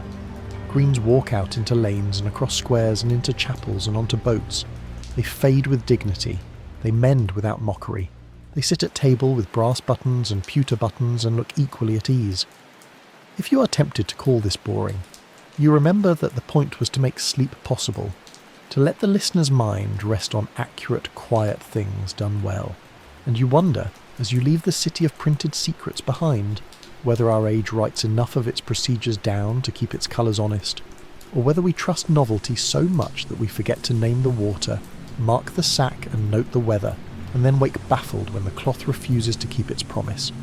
Miners wash pale crystals, friars tally loads, envoys sign rights. Across workshops, vats simmer, cloth remembers die, thanks to alum's quiet, faithful grip. You begin on a road that does not look like it would colour a city, a mule path north of Rome, running up toward the Tolfa hills, with scrub oaks and pale rocks, and the quiet tick of insects in the heat. The sea is behind you, though you can still taste it. The nearest grand thing is Civitavecchia's harbour wall, and even that is a practical line against weather rather than a pageant.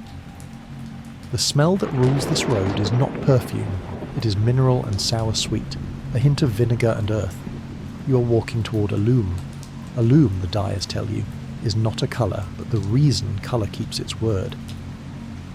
In the years before the Tolfa discovery, European workshops depended heavily on alum that came by long, expensive routes from mines under other flags, Phocaea in Asia Minor, Phocea, and other Ottoman domains.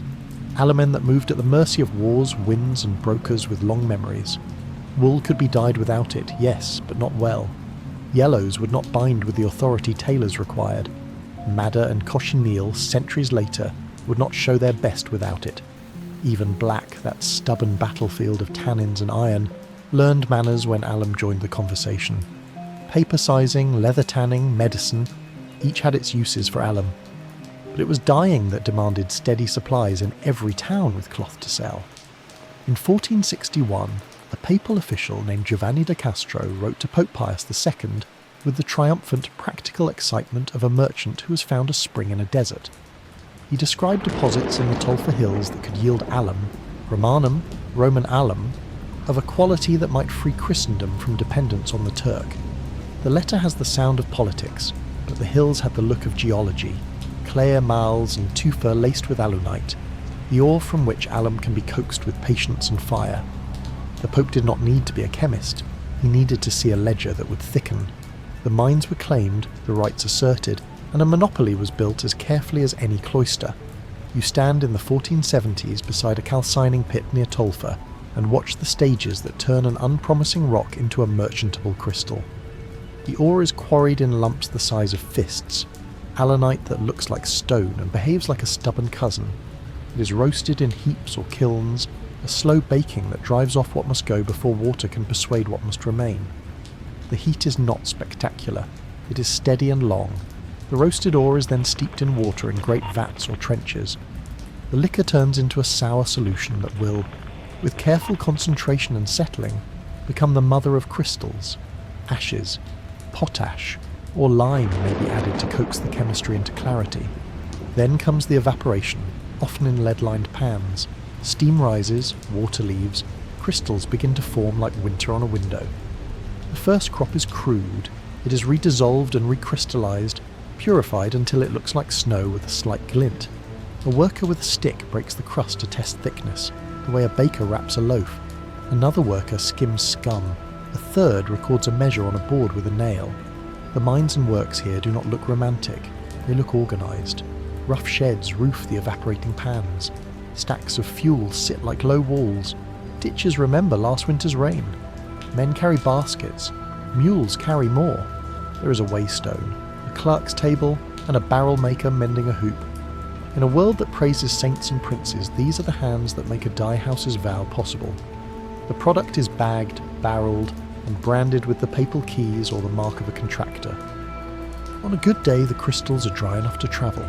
On a bad day, they must be protected from damp air that would make them weep into mush. The Pope does not carry the sacks, he carries the rights. The papal chamber arranges contracts, early on with families and financiers who can move goods and money across Europe. Florentine names appear in the ledgers. The Medici and their rivals understand that alum is a river that can be taxed at every bend. Agreements are struck that mix piety with profit. Sermons praise the liberation from infidel loom. Account books praise the regularity of shipments. A monopoly needs not only a claim but a road. Tolfa has both because the papal states do more than proclaim, they arrange. Carts take the barrels to Civitavecchia, ships carry them up the Tyrrhenian coast, around to Ligurian ports, down to Naples, and across to Barcelona or Marseille. Overland caravans go up the spine of the peninsula and over the Alps. Everywhere a dyer stirs, alum will be asked for by the sack. You pause at the harbour and count things that history often ignores. Stevedores who can smell a broken barrel before it shows. Scribes who can read 4 men's hands and write 1 contract. Customs officers who weigh without winking. Coopers whose hoops know how to keep crystals dry. Shipmasters who watch the weather and the balance of their holds. The papal monopoly is a web made of all these daily competences. A sack of Tolfa alum arrives at a Florentine dye house months later, not because a decree flew on angels' wings, but because a mule did not lame, a cart did not splinter, a captain did not misjudge a wind, and a clerk did not misplace a seal. In a dye house in Siena or Florence or Bologna, the sack is opened with the small ceremony that accompanies useful things. The crystals are clean, translucent, slightly astringent to the tongue. A dyer dissolves them in hot water for a mordant bath, sometimes with a pinch of tartar harvested from wine casks to soothe wool's temper. Alum binds dye stuff to fibre the way a clasp binds cloth, by creating sights along the wool's scaly surface where colour can sit with dignity rather than slide away in the wash. A mordant bath that begins with reliable alum lets a workshop build habits that tailors can trust. Weld will stay bright, buckthorn berries will not sulk toward olive, old fustic will not turn dull and brittle, madder will rise toward brick rather than rush toward pink. Later, when cochineal arrives, its carmine will fix with a confidence that makes kings order more. A dyer with good alum predicts a Tuesday, a dyer without it apologises on Friday. The Tolfa enterprise reaches even those who do not know what it is. A laundress who rinses a green gown by a shaded wall in Perugia is living downstream of papal alum. A tailor in Lucca who promises that a collar will not rub yellow onto a shirt is promising what a quarryman in the hills and an evaporator in a pan made possible. The monopoly also reaches those who count coppers. Prices for alum stabilise, not absolutely, but enough that a workshop can plan a year rather than a week. In the dull arithmetic of cloth, this matters more than speeches. You hear, of course, the complaints, because monopolies provoke them the way summer provokes flies. Northern merchants grumble that Roman alum is dear. Brokers from the Levant mutter that the Pope has set himself against their honest trade. City councils negotiate exemptions. Smugglers ignore them. In some years, Ottoman alum still flows west when politics and profits make it convenient. In other years, contracts and consciences prefer Tolfa's crystals. But the fact that a choice exists, local alum with papal protection, foreign alum with older roots, changes the dyer's day. A workshop can refuse a sack whose crystals look tired. It can name a broker who keeps barrels honest. It can send a boy to price alum at 2 stalls, rather than 1. Freedom, in this trade, is measured not in manifestos but in the number of suppliers on a street. The mines themselves grow towns, Tolfa, Alumiere. The name of one, Alumiere, carries the product into the map like a watermark. Houses climb the hills around the works. Chapels are built. Rules are posted. The work is not gentle. Roasting ore produces fumes. Evaporating liquor eats at pans. Winter rains make paths treacherous. Summer heat bakes patience. Yet the routine is so exact that the place develops the calm of a kitchen that feeds a city. A novice can be taught to break stone. A veteran knows when the liquor is ready to be coaxed toward crystals by the way it sheets on a stick. A foreman measures not only output but the temper of men and mules. You listen to an accountant in Rome explain the papal side of the ledger. Revenues from a loom do not exist in a vacuum. They pay for walls, stipends, embassies, and the slow necessary repairs of church property. A practical state needs boring incomes. Salt and alum share this virtue. They are necessities whose demand can be predicted by the weather and work more than by fashion. A spiritual state that governs a temporal territory learns to speak the language of sacks and scales, because the poor, who dye and wash and wear, must find their livelihoods inside that grammar. A printer in Florence shows you a pamphlet that praises Alumen Romanum with the warmth of a shareholder. The text speaks of liberation from the Turk, piety gilding economics, and of the reliability of Roman supply. A dyer nods over the page not because of politics but because his last 3 mordant baths behaved. He knows that alum is not a flag. It is a habit enabled by geology and guarded by contracts. He still tests each sack. He still writes good, or dross, in a column. A monopoly, if it wants to last, must accept the discipline of shop notebooks. You follow 1 sack further, into a wool workshop where a master explains to an apprentice the difference between alum used and alum understood. Dissolve too little, and the dye stuff will flirt with the surface and then run away with the first rain. Dissolve too much, and wool will feel stiff and complain under the needle. Stir in a hurry, and crystals will cling stubbornly in corners. Alum is not an incantation, it is a proportion. The master holds up a green broadcloth and rubs the collar against a strip of undyed wool. Nothing transfers. He says, "This is the Pope's doing, and ours." The boy laughs, but he remembers. The road out of Tolfa also reaches painters. Alum size helps paper and parchment behave under wet ink and glazes. The same crystals that bind dyestuffs and cloth help a scribe's hand avoid feathering. A book that lies open in a sacristy owes its crispness, in part to the same hills that steady a dyer's bath. Tanners too find alum useful in white leather preparations. A city is knit together by these quiet common denominators, materials that walk through trades and make them cousins. There are years when things go wrong.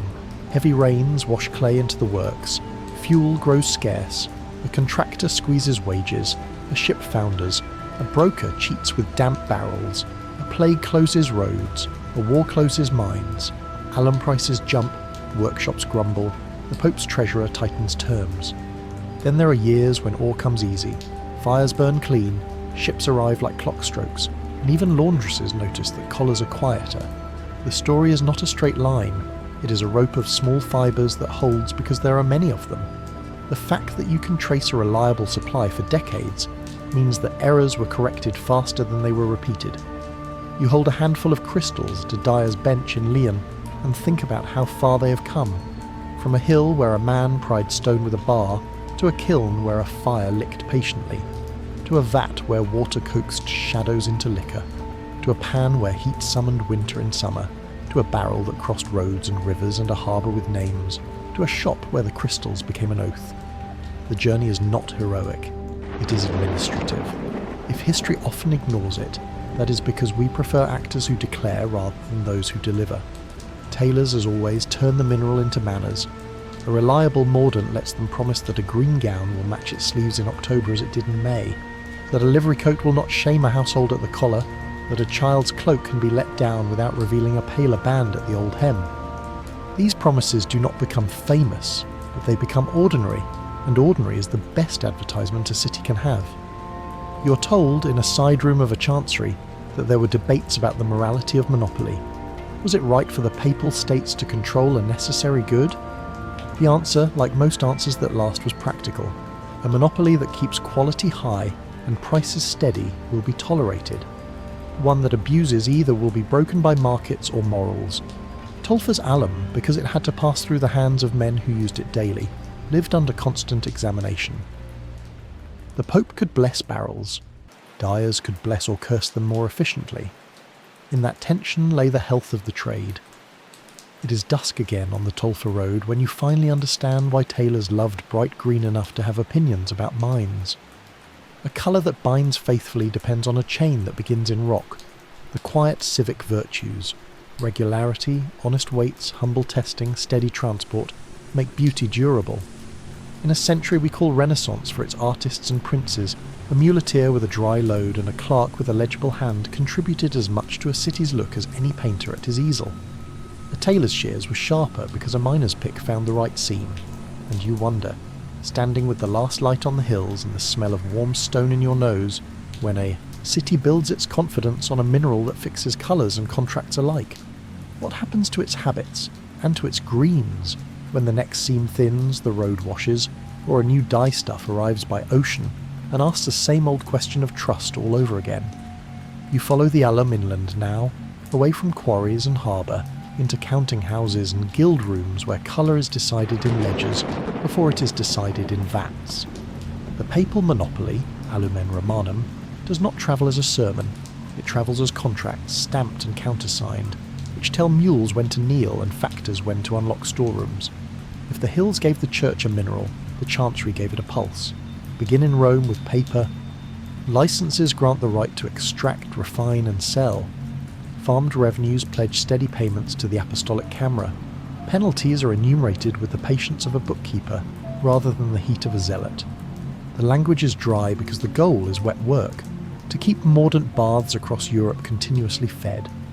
Names familiar from other stories, banking houses in Florence, merchants in Siena, agents in Genoa, appear in the margins. Each is responsible not for glory but for schedules. A good schedule is a kind of theology here, an argument that Providence looks kindly on the punctual. Move north along the Tyrrhenian and Ligurian coasts. In Pisa or Genoa, alum is repacked to survive overland jolts. A broker, whose reputation is measured in returned barrels rather than flattering prefaces, inspects crystals by taste and by the sound they make in a scoop. Clean, he says when the astringency arrives without bitterness. Tired, when the crystals have drunk damp and become sullen chalk. In one warehouse, 2 lots sit side by side, Tolfa's papal alum and an Ottoman shipment that came by way of Ragusa, under licenses that were not discussed in polite rooms. Everyone knows, few proclaim. Crafts do not despise choice when it lowers ruin. Over the Apennines into Tuscany, alum becomes routine. In Florence, a dyer shows you his year's plan pinned above the bench, how many sacks his shop will need if the city's tailors order greens at the usual rate, how many extra if a patron commissions a livery in spring. Prices do not stand still, but they are predictable enough that the workshop can risk hiring a second boy in March. This is how a mineral becomes employment, not by miracle, but by making a master confident that Thursday will resemble Tuesday closely enough to justify a wage. In Siena, the Arte dei Tintori keeps minutes that seem almost boring until you see what they spare the city. A line instructs members to purchase only from named brokers who submit to testing. Another line prescribes how inspectors will cut strips from bolts dyed with alum, and wash them in view of both buyer and seller. If the strip bleeds yellow, a small fine follows. If the dyer repeats the offence, a larger one stings. The fines are not vengeful. They are calibrated to make stubbornness expensive and compliance respectable. That is how civic habits grow, by making the wrong thing tiresome rather than wicked. Across the Alps, alum takes on other accents. In Lyon, the great fairs gather cloth and colour into the same square mile. A German wool merchant discusses Tolfa's granulated crystals with a Milanese silk dyer, each convinced that his trade uses alum more wisely.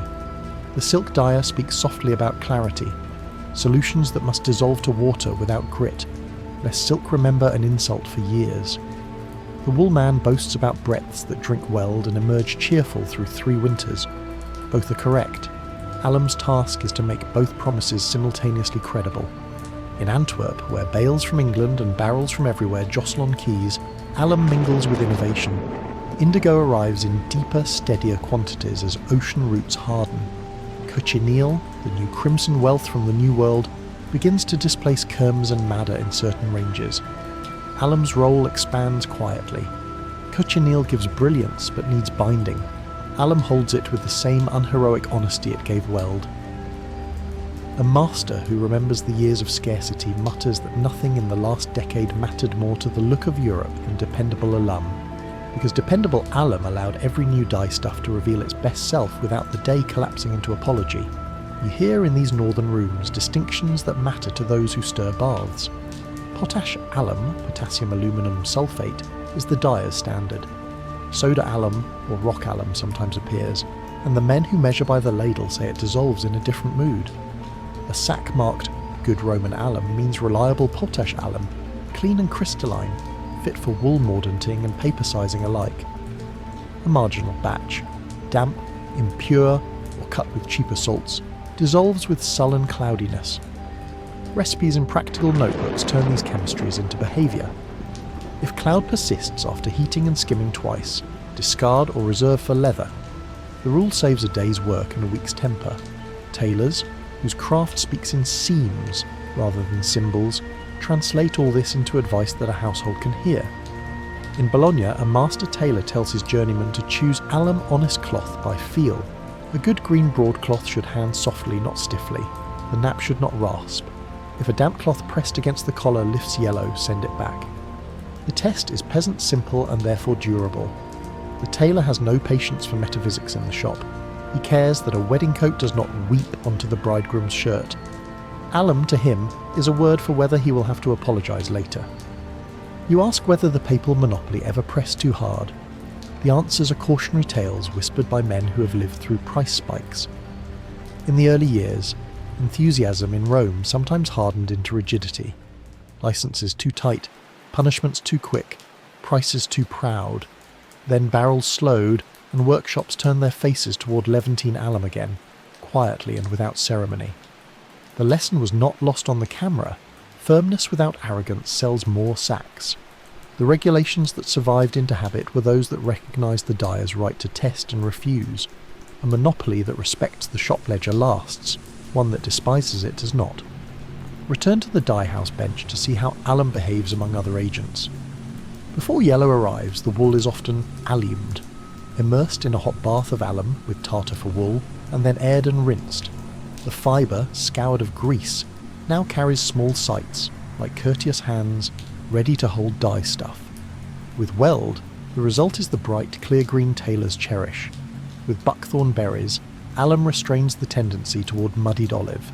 With old fustic, alum keeps sturdiness from hardening into dullness. With madder, alum coaxes reds upward toward brick. With cochineal, it opens the door to carmine. Later, when complex blacks are pursued, alum sometimes precedes the iron salts and tannins, giving the fibre strength before it must endure harsher chemistry. In each case, alum does not speak loudly, it moderates. Households receive the mineral as instructions, not crystals. A laundress in Verona learns from an older hand to trust the mordant by being gentle with heat.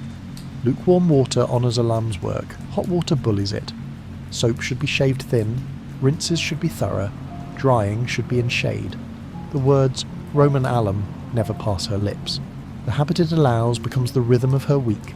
She knows only that these last years green collars scold less. There are places where a loom's story intersects with faith more directly. Preachers, grateful for a domestic victory in a long geopolitical contest, use Alumen Romanum as a small parable. The church provides for the people's daily needs as well as their souls. The rhetoric is bold, the reality is pedestrian and therefore persuasive.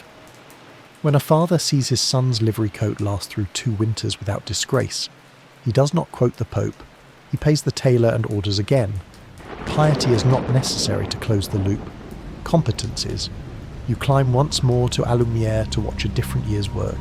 The ore seam has swung an arm into new ground. The evaporation sheds are better roofed. Lead pans have been relined. A foreman keeps an abacus near the door where he can slide its beads as loads arrive. You notice a small improvement that will never be praised from a pulpit. The wood piles are stacked with space between rows so they dry more evenly, saving fuel during calcining. The economy of 1,000 such timid excellences is what keeps the price of a loom from leaping and makes the colour of a town's clothing seem inevitable.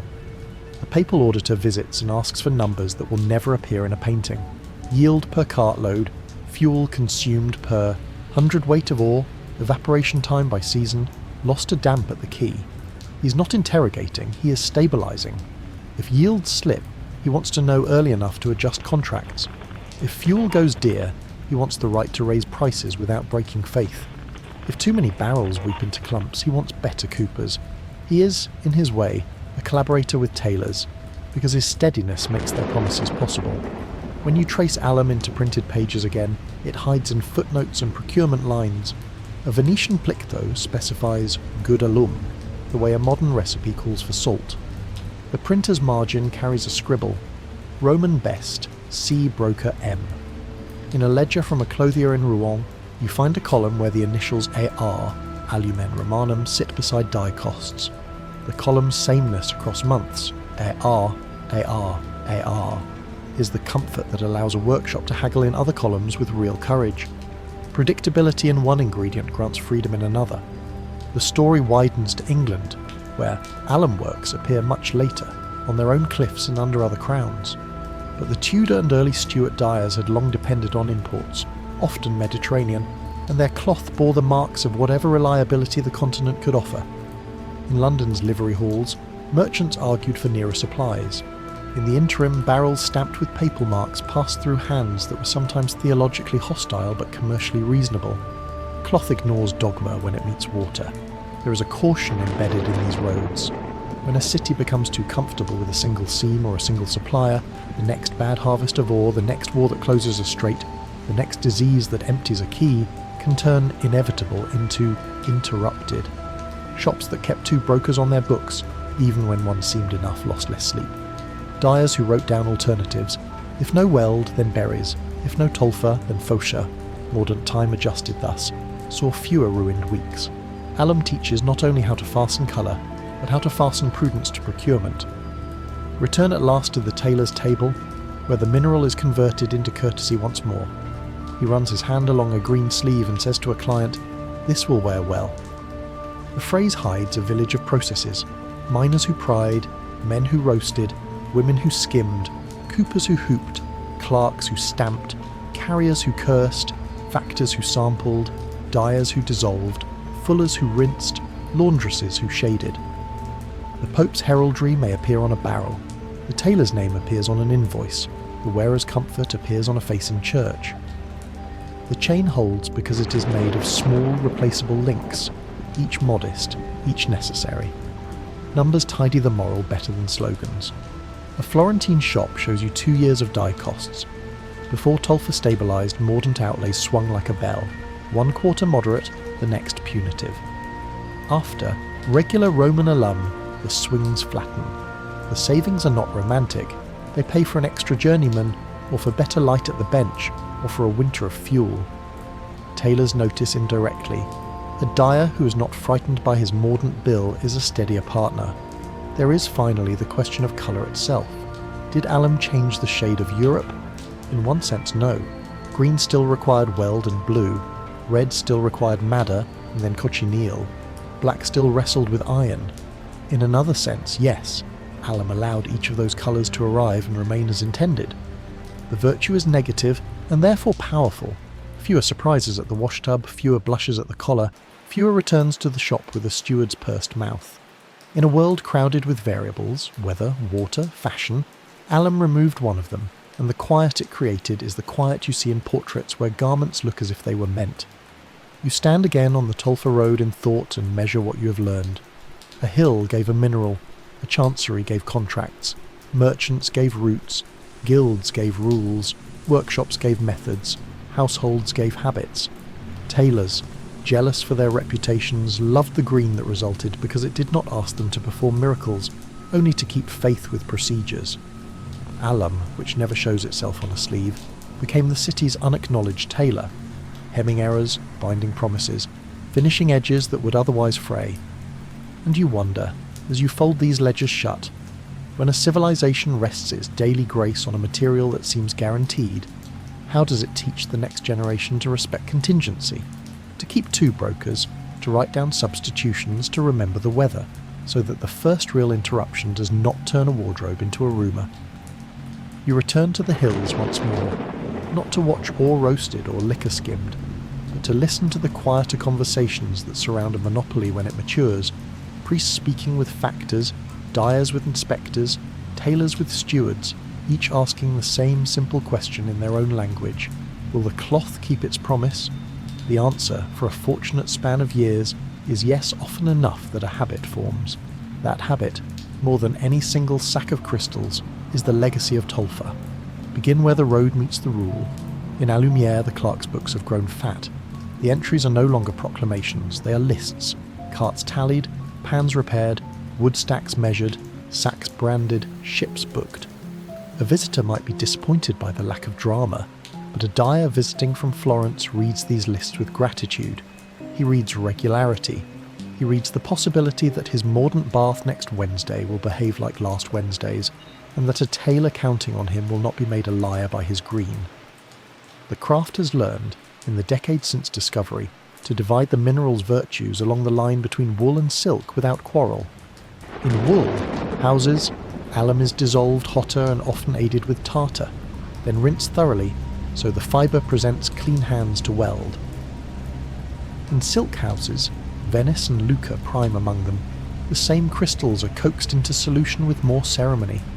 Clarity insisted upon, heat moderated, residues shunned as insults the filament will remember cruelly. Manuals write this down with the sobriety of accountants.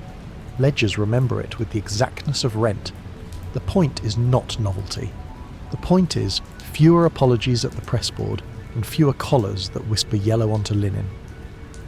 In the towns that wear the results, alum's presence is felt as absence. Fewer returns, fewer quarrels at the shop door, fewer stewardly sighs about the coat that wept at the edge.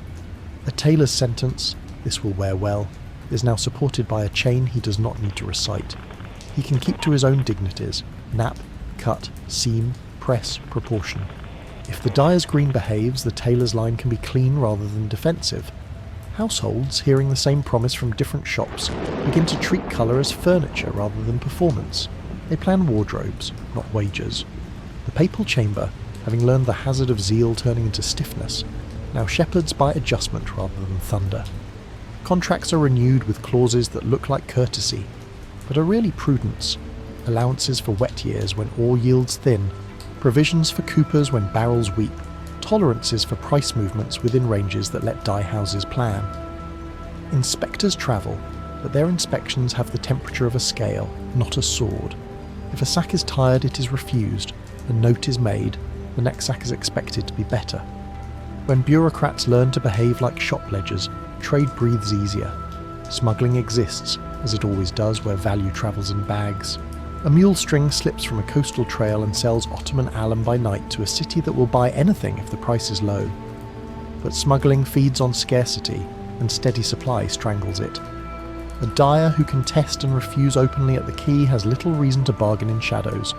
The workshops have learned to prefer a fair sack with a stamp to a cheap sack with a story. They have seen too many stories dissolve into cloud. Politics shifts as politics does.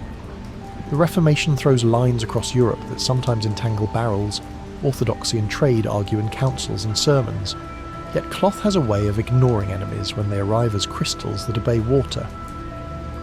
In a Lutheran town, a papal brand on a sack is not a sermon, it is a solvable problem. A broker writes a new line into his invoice, a dyer warms a bath, a tailor keeps an appointment. The obedience of alum to heat and time is a small, stubborn ecumenism. Elsewhere, other crowns watch and learn. English cliffs will, in later years, grow their own alum works under royal patents, marrying geology to policy as neatly as Tolfa did to Curia. But for the long, mid-century in which our story sits, the Roman supply remains the vertebra that keeps much of Europe's cloth from slumping. AR marks on ledgers appear like a metronome. Alumen Romanum, Alumen Romanum, Alumen Romanum. A city that can count on a metronome can teach apprentices without fear that the tune will be mocked by the market. If you walk the full chain again, you notice that each link has improved itself in small, unpoetic ways. Quarrymen now sorter by eye before roasting, reducing waste. Kilns are stacked so that heat does double duty, drying the next charge while finishing the first. Evaporation sheds have learned to open their shutters in the right hour to spare fuel. Cooper's season staves longer, barrels arrive tighter. Carters have learned which turnings seize in rain and carry small planks to lay under wheels. Factors keep a short list of brokers whose honesty has survived 3 bad years. In the dye houses, cloth is scoured more faithfully, mordant vats are stirred and settled rather than hurried and bullied. Rinses are timed to patience, not to the bell for dinner. Tailors who live at the end of this chain have written their own addenda. They insist on testing collars with damp cloth and light pressure before committing to a cut. They teach apprentices to press with a damp pressing cloth between iron and wool to honour the mordant by refusing scorch. They line with linen where sweat will try to argue with yellow. They pick buttons that do not bruise. They have turned a mineral into manners, and manners into reputation. The households have responded with ritual. In spring, green garments are aired on 2 mornings, brushed downward with a soft brush, folded along the same lines and laid with herbs in the chest. Laundresses shave soap like cheese. They choose shade as if it were virtue. They rinse until the water has no more conversation. Fathers who spend slowly are willing to spend once more when a coat survives its first year honest. Mothers tell daughters that a respectable green teaches thrift without bitterness. These sentences do not carry the word alum, and yet alum is what lets them be said with a straight face. There are still failures, and they are still instructive. A city that trusts routine too much begins to forget contingency. One summer the road to the port washes, barrels wait in sheds, prices nudge up, workshops grumble, a preacher blames sin or storm, a shop ledger writes the truer homily. Keep 2 brokers, keep a reserve, keep your rinses sober even when you're tempted to cheat the bath. In another quarter, a contractor grows proud and ships damp crystals. The sacks weep into lumps, inspectors write fines, and the factor, who has learned the craft's temper, writes a letter more effective than any sermon. We pay for dryness, not bricks. The next sacks arrive dry. In the painted world you can see the minerals work without noticing it. A portrait of a merchant's wife in a green gown shows a sleeve that still looks like a sleeve when you stare at it too long. Painters have discovered their own secrets for green, glazes of blue and yellow laid like transparent vows. But the quiet confidence that a gown will not betray its hue between sittings comes in part from dyers who no longer begin each week by begging the market. The sitter's calm, the painter's pride, the tailor's seam. Each is supported by a chain of men who move sacks and watch pans. Printed books have learned to be modest. Where early pamphlets trumpeted emancipation from the Turk, later manuals fold alum into recipes as if it were a preposition. Good alum is assumed the way good water is assumed, and both have acquired footnotes that translate into behaviour: where to buy, how to test, when to refuse, how long to dissolve, why to rinse. Rossetti's stern grids have been copied and improved. Shop ledgers have become thicker, softer with handling, their margins cushioned by decades of decisions. The distance between a papal decree and a laundress's basin has been crossed by 1,000 repeated choices laid neatly upon one another until they look like nature. You spend an afternoon with an inspector who has grown kind. He used to arrive with an air of discovery. Now he arrives like a calendar. He watches a mordant bath dissolve. He warms a pan. He rubs a strip. He writes a note. Good holding. he says more often than not. He does not think himself heroic, he thinks himself boring, and he is right. Boring men make colours trustworthy.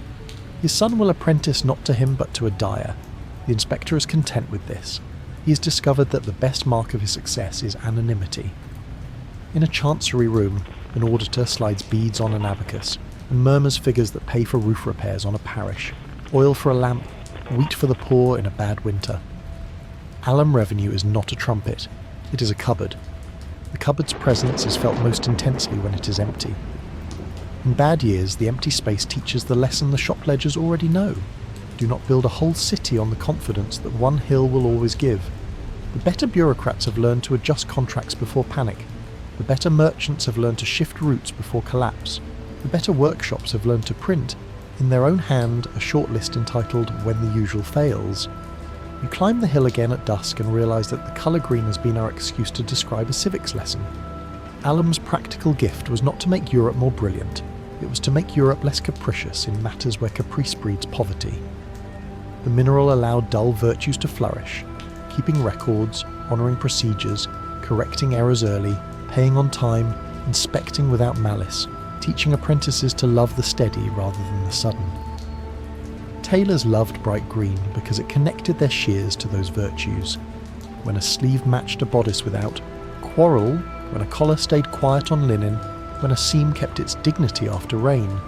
These were small confirmations that the city still believed in repetition as a kind of mercy. You might ask, because the question never stops being useful, what happened when the world widened? New blues became easier, new reds blazed. New yellows arrived in barrels that smelled of forests not yet drawn on European maps. Alum did not retire. It adapted. It fixed cochineal with the same calm it once fixed weld. It prepared wool for deeper blues with the same courtesy it once offered woad.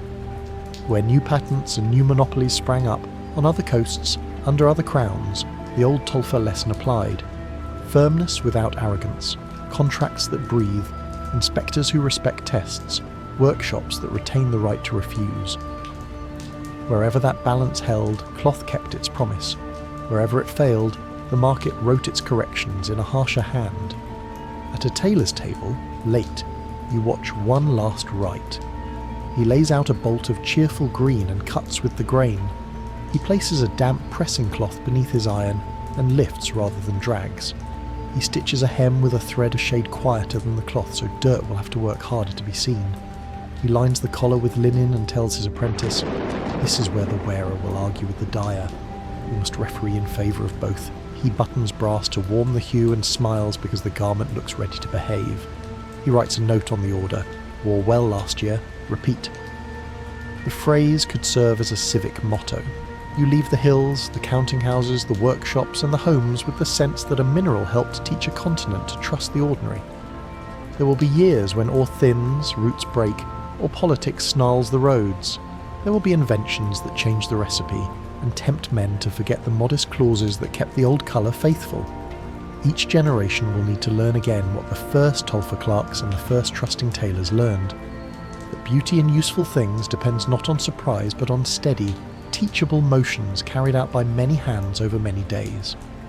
And you wonder, as the last light folds the quarries into a darker green, and the sea begins its slow whisper on the far side of the ridge, when our own age praises brilliance, how does it keep faith with the cupboards and ledgers that make brilliance livable? Who writes the rules without pride, who tests the sacks without malice, and who, at the tailor's bench of modern life, still dares to promise, "This will wear well"?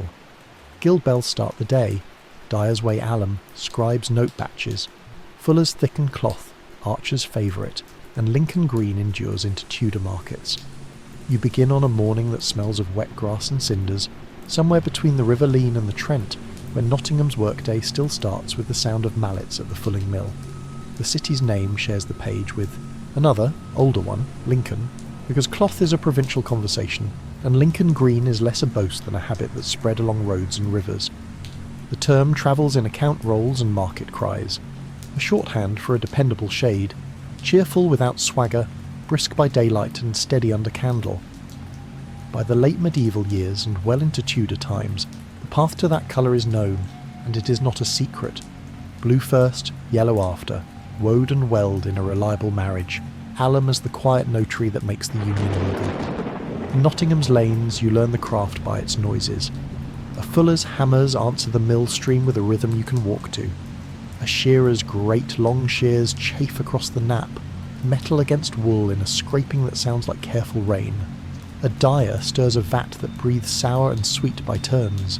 The day begins not with declarations but with checks. Cloth counted, breadth measured on a yard wand, selvages inspected for slubs. Last night's mordant noted in a hand that cares more for the next hour than for history. Guild routine stands behind these motions. Weavers, fullers or walkers, dyers, shearmen, each with ordinances read aloud often enough that the words have become posture. Lincoln's reputation for green is older than any single shop, older even than the legends that later borrowed the hue for balladry. The city's clothiers learned early the advantage of a reliable green for export, a colour that households could trust not to betray the collar, a colour that merchants could name without needing a sample in hand. Nottingham, knit into the same river roots, learned the same lesson. If a bolt reads Lincoln green, a buyer expects a double dye made on good wool, with the yellow welded, quite literally, onto a blue base that is not sullen. The name helps cloth cross bridges in talk long before it crosses them in wagons. Follow a breadth from loom to chest. The weaver delivers a greasy cloth, lanolin still asleep in the fibre, to the fuller. The fuller's job is stubborn and precise, scour and thicken. He uses fuller's earth, urine, or soap according to custom and purse, then beats the cloth in troughs until it tightens into a hand suitable for the rest of its life. From the mill, the cloth goes to the tenter field, stretched on hooks to the lawful breadth so no one can cheat by selling shrinkage as measure. Those hooks, tenter hooks, hold not only cloth but trust. A passerby can see if a shop respects the statute widths without lifting a finger. Rain is both friend and a test here. Wind is a counsel for patience. The dyer receives a fabric that is now ready to keep promises. He scours it again, gently, because grease is the enemy of all adhesion. He prepares his blue, woad in these shires, cakes brought from fields that have been broken and weeded for the purpose, fermented and dried, then reduced to readiness in vats that must be fed and kept sweet of air. He lowers the cloth. He raises it.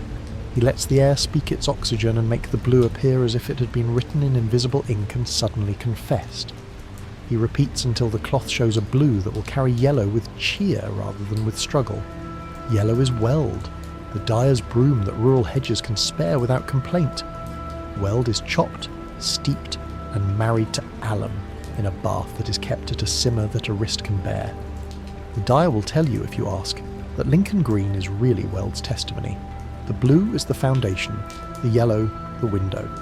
Alum comes as crystalline sacks carted from ports or inland brokers, Roman alum in prosperous years, other sources when roots seethe. The mordant is never the main character, and yet without it the play falls apart. Nottingham's dyers write small notes, source, weight, heat, time, on scraps that live between ledger pages, because a colour that can be repeated is worth more than a story that cannot. Guild statutes are the city's memory. They say, in plain English where Latin will not serve, how many breadths a man may set to a dye at once, what penalties attend the use of false greens on wool, Verdigris shortcuts that deliver drama on market day and remorse by Lammas, and which hours a fuller may spill his waters so as not to foul his neighbour's well. They regulate wages so that the strong do not starve the weak. They compel inspection so that a single man's pride does not cost a quarter's confidence. The alnager's seal, official measure, and the guild's mark together make a cloth merchantable in markets where the buyer's eye is far from the dyer's face. Nottingham is not Lincoln.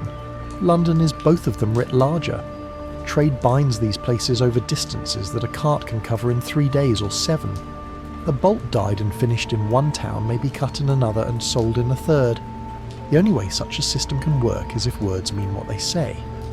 Lincoln green has become a kind of grammar, a clause that both seller and buyer accept as binding, because workshops and fields have agreed to make it reliable.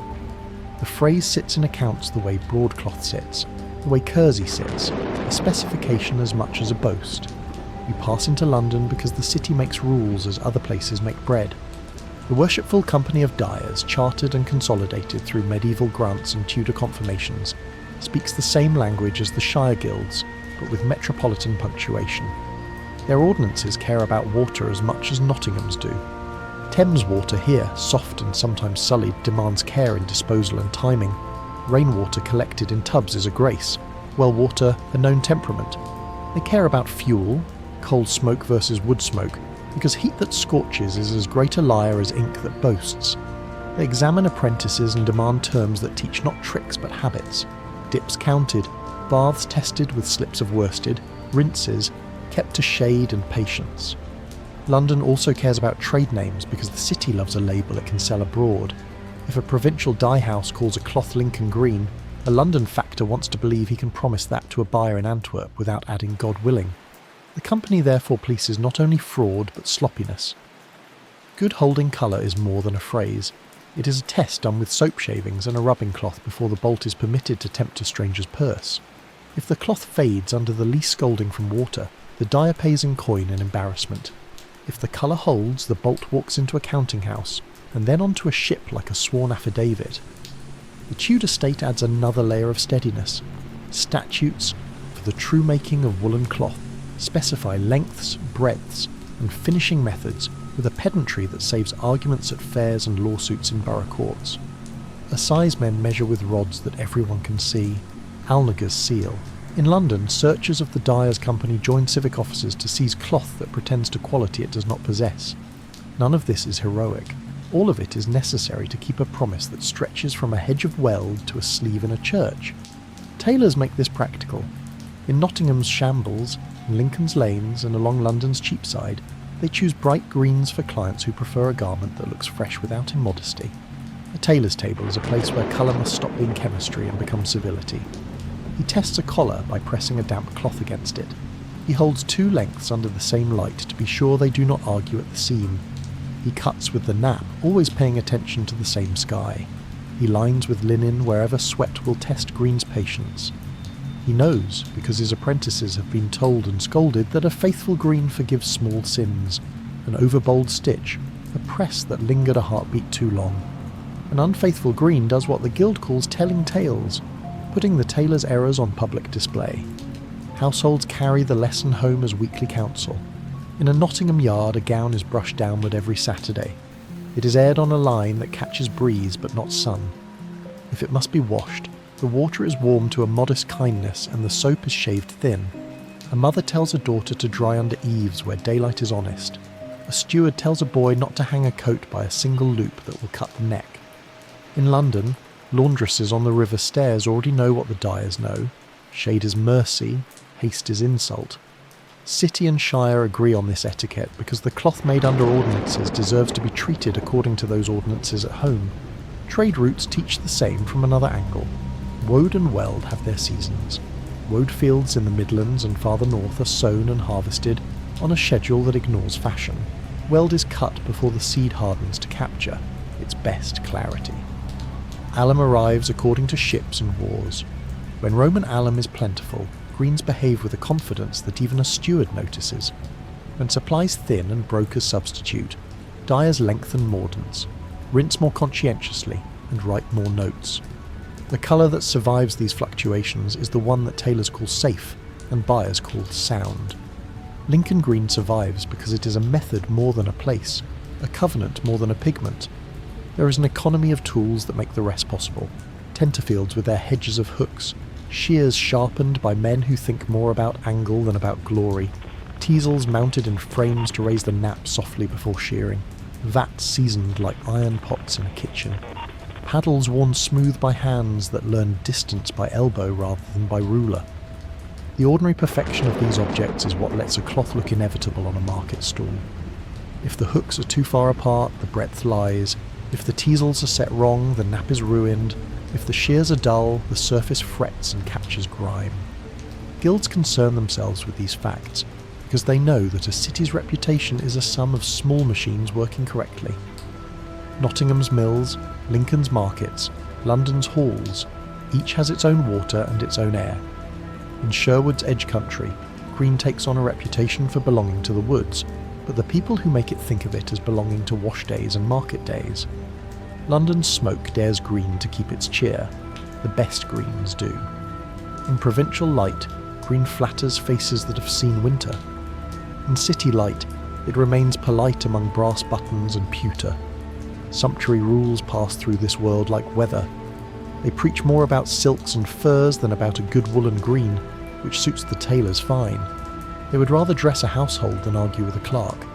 You begin to understand why the name endured. Lincoln Green did not promise the rare or the extreme, it promised the repeatable. A merchant could sell it to a house that counted coins, a yeoman could wear it to market and stand as tidy as his betters, a man in service could take livery in it without embarrassment. Nottingham and London kept the name alive by keeping the procedures alive. Alnigers measuring, dyers testing, fullers rinsing, tailors pressing, households brushing. If there is poetry in it, it is civic poetry, the rhyme of trades that have learned to speak one another's grammar. There were naturally failures, and the routine included ways to recognise and correct them. A cloth too loosely woven drinks dye as a gossip drinks rumour. Quickly and without faith, it must be refused or relegated. A mordant rushed by a man late to dinner leaves yellow looking over its shoulder, ready to run at the first wash. The inspector's pan of soapy water exposes the fault and finds it. A batch of weld that smells of mould is cut aside with a wince. If used at all, it goes to underlinings where a household can forgive it. Even the tenterfields admonish. A cloth that creeps under hooks tells the searcher the fuller cheated his beating, or the dyer hurried his rinse. Nothing in this chain is theatrical. Everything is legible. When you step into a Tudor counting house on Thames Street, the long arithmetic of this colour becomes plain. A factor writes orders. So many broadcloths in green for middling customers, so many in sober brown for servants, so many in black for a funeral season that has visited 2 parishes at once. He knows he can promise the green to a buyer in Calais or Bergen, because he trusts the guilds that stand behind the shires. He trusts the Dyers' Company's searchers who made men pour out baths that were spent and start again. He trusts the assize men who made tenterhooks honest. He trusts, without saying the word, the loom brokers who kept their crystals dry. He charges a price that is neither bold nor shy, and the bolt goes out wearing its name like a passport stamp. In a painter's studio near St. Paul's, the green appears again, this time as a sleeve in an oil portrait. The painter makes his own version by layering blue and yellow glazes and will declare himself the author of that brightness. But his sitter wears a gown that will look the same in a month, and that quiet competence belongs to men who never see the studio. The city's look, which the painter immortalises, is first made washable. If you want a single sentence to carry away, it might be this: Lincoln Green endured because the towns that made it taught themselves to prefer procedures to impulses. Nottingham's mills, Lincoln's dyers, London's company men, each guarded an ordinary discipline: weigh honestly, heat gently, rinse thoroughly, measure publicly, press carefully, wash kindly. The colour is a reward for these decisions repeated until they became furniture. And you wonder, as the fulling hammers pause and the tenterfield turns its hooks toward the late light, when a name like Lincoln Green comes to mean you may trust this, what happens to that trust when a new dye, a new law or a new market begins to tug at the threads? Will the old grammar bend to include the change, or will the sentence break and send the colour back to being only a story? You return to the tenterfields at mid-morning and find the cloth stretched like sentences on a page, every hook a punctuation mark that keeps the statement honest. Wind comes across the grass with the smell of wet earth and ash from cottage hearths. This is where routine meets weather. The men who walk between frames carry poles and patient faces. They measure by strides and glance up as if the sky kept a tally. Lincoln Green is not born here, but it is proved here, because the cloth must dry without shrinking into a lie or bleaching into a rumour. The fields are a public ledger you can read with your feet. A fuller shows you his hands, raw at the knuckles, clean under the nails, and takes you back to the mill because in these towns the way wool is beaten decides how it will drink. He tips a trough to let you see the water, cloudy with earth that has just drawn out grease and dirt. Teasels stand in a frame nearby, those thistle-like combs set so they raise the nap without tearing. He explains, not to impress you, but to spare you surprises later, that a cloth too loosely woven invites a dyer's grief, and a cloth beaten without rhythm resists yellow like a stubborn child refuses broth. He shows you how he folds the cloth so that fibres lie like neighbours, who know one another's habits. Then he walks it with his feet and the mallets speak their steady grammar. There is nothing poetic in his voice when he says, "If a man is slack here, the dyer pays for it. If the dyer pays, the tailor pays. If the tailor pays, the house pays." Best to be exact. At the dyer's yard you recognise the same economy of words. Woad cakes from the Midlands lie in a chest, stamped with marks from fields that have grown this crop for generations. Ploughed, weeded, crushed, fermented, formed, dried. A long labour compressed into dark, dense pucks. Weld hangs in bundles from rafters, pale and clean, the smell sharp and grassy. Alum is kept close, in sacks tied with cord and marked in a clerk's hand. The dyer has learned to prepare his baths according to the character of his water. In Nottingham, well water is common and known by its family temper, a little hard, honest once you accept it. In London, the Thames offers soft water, but dirtier, and the dyer sets aside rainwater in barrels like savings in a chest, to be used for the final rinse or for batches intended for exacting customers. You watch him test heat not with bravado, but with a dipped knuckle, the steam writing a small sermon about patience on his skin. He dyes blue first. You have seen this before, but repetition is what builds the craft. Nothing good is ever really learned once. The vat is kept sweet, his word, starved of air, coaxed with bran or madder's spent liquor if it sulks. The cloth goes in, turns, comes out pallid, and then, kissing the air, claims it's blue. He notes the dips with marks in the ledger, not to satisfy a guild visitor, but to satisfy the future, because a tailor will return in winter asking for the green you sold us in June, and numbers answer better than memory. He changes nothing in the story when he moves to yellow. Well chopped, alum dissolved to clarity, Tartar added sparingly, heat kept at a tremble that a wrist accepts. The cloth moves through the bath as if being taught to breathe. When it emerges, the green is cheerful without being bold, and you understand again why households trust it. The Dyers' Company in London, older and louder than the Shire Guilds but speaking the same language, maintains searchers who walk the lanes with small brass pans, slivers of soap and knives for cutting test, strips from bolts that look too proud. You follow one on Cheapside. He's polite because he is sure of his ground. He cuts a sliver, warms water, rubs, and looks at the foam. He presses the test against clean wool. If the yellow bleeds, he marks the bolt with a chalk X and writes a note that will cost the dyer time, coin and pride. If we let this pass, he says, the next week will be worse. He is not feared. He is wanted, the way a clock is wanted, so the hour can be the hour for all. In Nottingham and Lincoln the rules are simpler in dress but identical in principle. The town officer, the almoner, measures breadth and length in public. Fines are not ruins, they are corrections. Ordinances specify that verdigris, beloved of painters, is forbidden on wool sold as good green, because it will shine on market day and sicken by Candlemas. Men who cheat with copper salts learn to hide. Men who fear God a little, and the guild a little more, learn to stick to weld. You read the minutes of a meeting that would bore a careless visitor. How many breadths a man can dye at once. The hours when a fuller may drain his vat so as not to foul a neighbour. The pen is owed for slovenly rinsing, and realise that boredom is the civic virtue most useful to colour. Tailors arrive after the cloth has kept its promises in public. In Nottingham's shambles, a master lays 2 heights of green across his table and tests them side by side, turning them to the same light. He can see arguments at the seam that you cannot. He marks the nearer match with chalk and cuts, so that the nap runs downward on both body and sleeve. A young hand asks why this matters in green. The master answers without looking up, because honest cloth saves you work. He lines collars with linen to keep sweat from bargaining with the yellow. He picks thread a shade quieter than the cloth so dust will have to work harder to be seen. He presses with a damp cloth beneath the iron, lifting and setting rather than dragging, because heat is a servant that grows proud if not supervised. He knows that a reliable green forgives small sins. He also knows that a green that was bullied at the vat will tattle at the shoulder. Houses receive the garment with a set of instructions that have become as fixed as prayers. Brush downward on Saturday. Air in shade, never in blunt sun. If washing cannot be avoided, warm the water until the hand is comfortable. Shave soap, do not throw chunks. Rinse until the water is gossiping no more. Dry with shoulders supported so the weight does not stretch the yoke.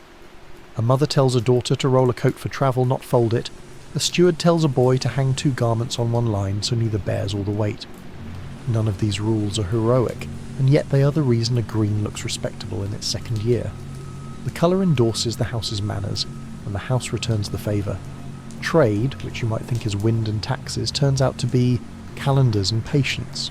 Woad farmers must judge their harvest and fermentation as carefully as a baker judges leaven. Weld growers cut before the seed hardens, or the brightness turns sulky. Alum arrives by cart and by ship. Roman alum in good times means mordant baths behave, and the dyer can afford less superstition and more schedule. When a route fails or a sack arrives damp, procedures absorb the shock. Longer mordanting, a heavier rinsing, a shift to buckthorn berries for a season. The name Lincoln Green survives because the men who use it consider supply a variable they must tame, not a fate they can lament. Into this routine the Tudors send their statutes like stones cast into a pond, widening, then settling. The true making of woolen cloth acts requires standard lengths, lawful breadths, honest finishing. There are penalties for stretching too far on tenterhooks, for clipping too much from the nap to hide a weave's poverty, for using bad waters or dirty vats. These laws do not invent the craft, they acknowledge it. The better dyers and tailors are not offended. They are relieved to have a language to point to when they refuse a shortcut. The statute forbids it is easier to say than my father taught me otherwise. A town becomes its rules when the rules are a mirror, not a mask. In London, smoke complicates everything. Not only lungs, but colour. Coal soot is a second weather that settles on sleeves and collars. A good green endures it more kindly than a timid one. Laundresses on the river stairs adjust. More brushing, rarer washing, careful airing away from kitchen smoke. Dyers adjust too. A stronger mordant on cloth meant for Cheapside rather than for a parish lane. A rinse that refuses to be rushed though the bell rings for dinner. Tailors adjust again. A preference for brass buttons to warm a green under grey sky. A more generous facing at cuffs where grime shakes hands with fabric first. Routine is not rigidity. It is a stance that learns. You visit Lincoln Market on a day when the wind carries voices like ribbons. A clothier is selling by the ell, and you hear the phrases that make commerce possible without quarrel.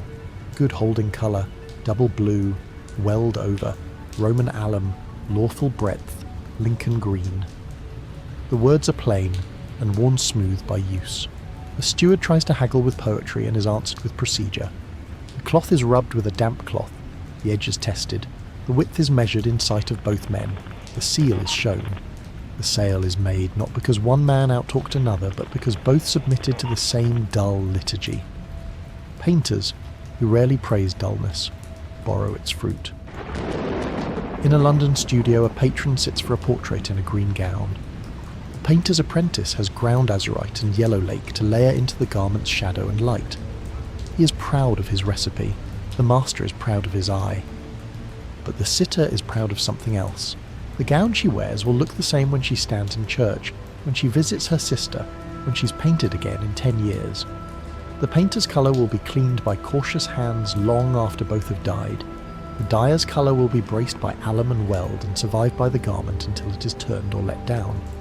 A city's look is made steady by men you never see. Failures teach more clearly than compliments. Nottingham has a story every dyer repeats. A man boiled his weld to save fuel and felted a bolt. The green took, but the hand turned harsh, and the tailor refused it for gowns, buying it only for guards and facings. In London, the company fined a house for rinsing in the river at a foul hour, and the neighbours stopped spitting when they passed. In Lincoln, a batch of buckthorn berries was bought cheap. The green leaned to olive and faded at the collar. The dyer spent a month earning back his name. None of these events reached a chronicle, but all of them edited the town. Money is the quiet heart of endurance. A cloth merchant in Suffolk opens his book and shows you 2 columns. Cost of dye stuffs, cost of failures. The first has ups and downs, the second is made flat by rules and habits. This is why we keep to the old way, he says, tapping the second column. Not because it is old, but because it is cheaper, to be honest. He pays his dyer on time because the dyer has ceased to surprise him. He pays his tailor well because the tailor has ceased to make excuses. The household that buys the finished garment believes the price is fair because the garment keeps its account in use. You follow a bolt to the cutting floor of a livery maker in London. He has an order for a household servant's. dozens of coats in green, meant to look united without looking loud. He lays pattern after pattern along the cloth with a hand that knows how to save inches without dishonouring seams. He assigns the better match pieces to the visible fronts and keeps the slight mismatches for undersides and linings. He trains an apprentice to cut collars on the bias for grace and to place buttons where strain will not bruise the edge. He says, as if repeating a proverb, "A good green makes a good house look better." His reputation will travel in a column of men on a Saint's Day. He will be judged by how identical they appear under moving cloud. Back in Nottingham, you sit with a dyer whose hair has gone the colour of old rope. He tells you the changes he has lived through, and you notice that the ones he remembers most warmly are improvements in tools, not in theories. A better rake for stirring that does not catch, a vat relined with a cooper's cleverness so it keeps heat more evenly, a counting method for dips that prevents an apprentice's boast from becoming a blot. We tried indigo when merchants brought it more often, he admits, and it makes a fine blue. But for the green most folk call Lincoln, Woad and Weld serve us, and the tailors know what to expect. He is not suspicious of newness, he is suspicious of surprises. The name itself, carried into Tudor London from earlier centuries, tempts romantic misreading. Ballads will later bind it to the woods and to men who prefer leaves to law. But in the mouths of dyers, fullers, tailors, and factors, Lincoln green remains household language, an assurance more than a flourish. It means a dye stuff you can buy again, a mordant that will behave, a seam that will not shame you, a collar that will not confess on your linen, a cost that will not make you resent a garment you need to wear daily. That is why it endures. It is a pact between ordinary virtues. As afternoon slides toward evening, the tenterhooks cast slender shadows, and the cloths become a row of respectable silences. Wind picks up, men move purposely, knots are checked, edges are felt for damp. The dyer passes and touches a corner as if greeting an acquaintance rather than inspecting a thing. A tailor walks by and tests a selvage with his thumb. No one is performing. All are remembering the next day inside the present one. The green you see is not a spectacle, it is a schedule kept, and you wonder, hearing a company searcher's pan clang softly against a yard post, and a fuller's mallets fall back into tempo. When the first great shifts in supply and taste, Atlantic dyes, new blues, sterner blacks, press against this grammar of Lincoln green, will these towns fold the change into their routine and keep the name trustworthy? Or will a generation grow tired of the dull virtues and let a famous colour dissolve into a story told more loudly than it is worn? Evening in Tudor London pulls coal blue shadow down Cheapside, and the greens in shop windows take on the temper of candlelight. What looked brisk by noon turns companionable at dusk. A tailor taps his panes with a knuckle to loosen a film of soot. A dyer passing home pauses to look, always checking, always measuring with the eye how a day's work behaves when the light changes. Still honest, he says softly, meaning the colour has not betrayed its morning self. You have watched this colour walk from Nottingham's mill stream to Lincoln's market, to London's counting house, and you have heard more rules than songs. It is time to see how those rules hold when fashion grows noisy and trade grows ocean-sized. The final decades of the 15th century and the first of the 16th had settled the grammar. Woad first, Weld after. Alum steady when Rome's sacks are dry. Substitutes when roads fail. Tenterhooks set by statute. Alnagers measuring in public. Searchers with soap pans. Tailors pressing with damp cloth. Now the century lengthens into Elizabeth's reign, and three pressures arrive together. New dye stuffs, sterner statutes, and a shifting appetite in dress, especially the rise of disciplined black and the peacock reds fed by cochineal. What becomes of Lincoln green when the city changes its mind and the sea changes its wares? Begin with the new blues. Indigo arrives more regularly by mid-century, and though Nottingham's and Lincoln's workshops keep their woad vats warm out of habit and harvest, London dyers, closer to brokers and bills of lading, experiment with indigo's dense indigo tin. In the ledger of one city house you see small trials: indigo double under weld, clearer by candle, woad triple, softer by day. Tailors weigh the samples in their hand and at their bench. For livery, dozens of coats that must read as one under cloud and smoke. Some masters still prefer the mellow steadiness of woad beneath weld. For a gentleman's gown meant to catch a court eye without insolence, Indigo's underblue takes a leaner, glassier yellow, a green that looks a hair cooler in the hall. The phrase Lincoln Green expands to include both foundations so long as the other clauses of the old sentence, good mordant, good rinse, lawful breadth, remain intact. Yellows change too, and slowly. Weld still defines clear in the minds of men who learned their craft under guild minutes. But barrels marked fustic appear in London and Bristol, warm, sturdy colour from West Indian wood, promising a yellow that holds on wool and linen with less sulk and at a price some clothiers like. Buckthorn berries, Persian berries to the merchant with a taste for romance, continue to give olive-leaning shades that certain households prefer for sober service wear. The dyer's margin notes grow busier, weld for cheer, fustic for bulk, berries for thrift. Lincoln Green survives not by naming a single recipe, but by signalling a standard of conduct around recipes.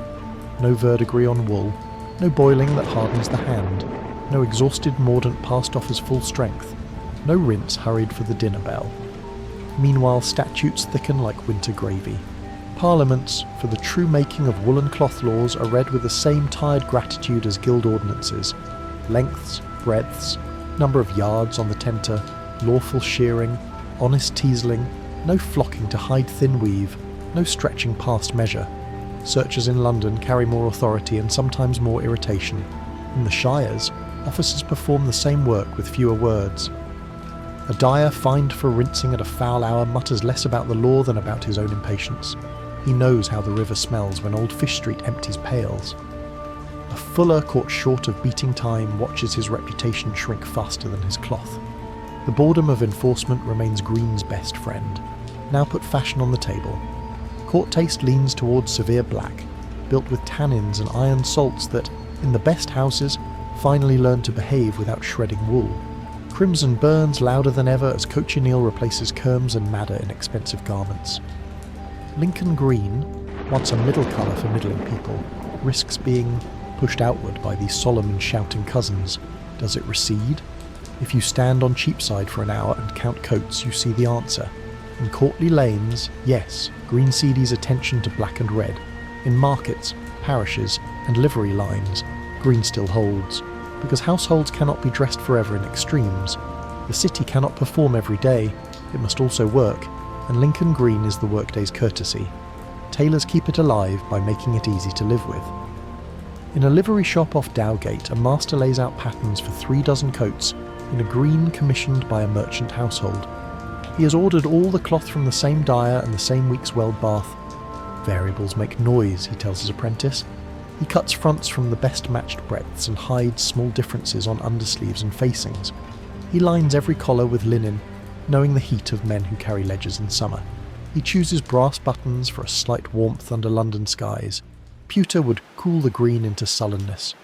He explains for the 50th time why the iron must lift and set, and why damp cloth between iron and wool is not effeminacy, but respect for mordant. He knows that when his line of men walks to church on a saint's day, the town will judge the house by how identical those coats look, while weather and dust conspire to contradict him. Green forgives him this test more kindly than crimson or blackwood. Households which write the last line of every craft story keep green practical. In a Southwark yard, a laundress shows a younger woman how to brush with the nap and to air on 2 mornings, not 1. Coal soot falls at night like a second weather. In Hackney, a steward keeps a small ledger of care. Washed Michaelmas, rainwater saved, pressed Advent, damp cloth under iron, mended cuff, thread 1 shade darker than cloth. None of this is heroic. All of it is why a garment can be let down for a younger brother without revealing a paler history at the old hem. In Nottingham and Lincoln, the old routines continue with provincial adjustments.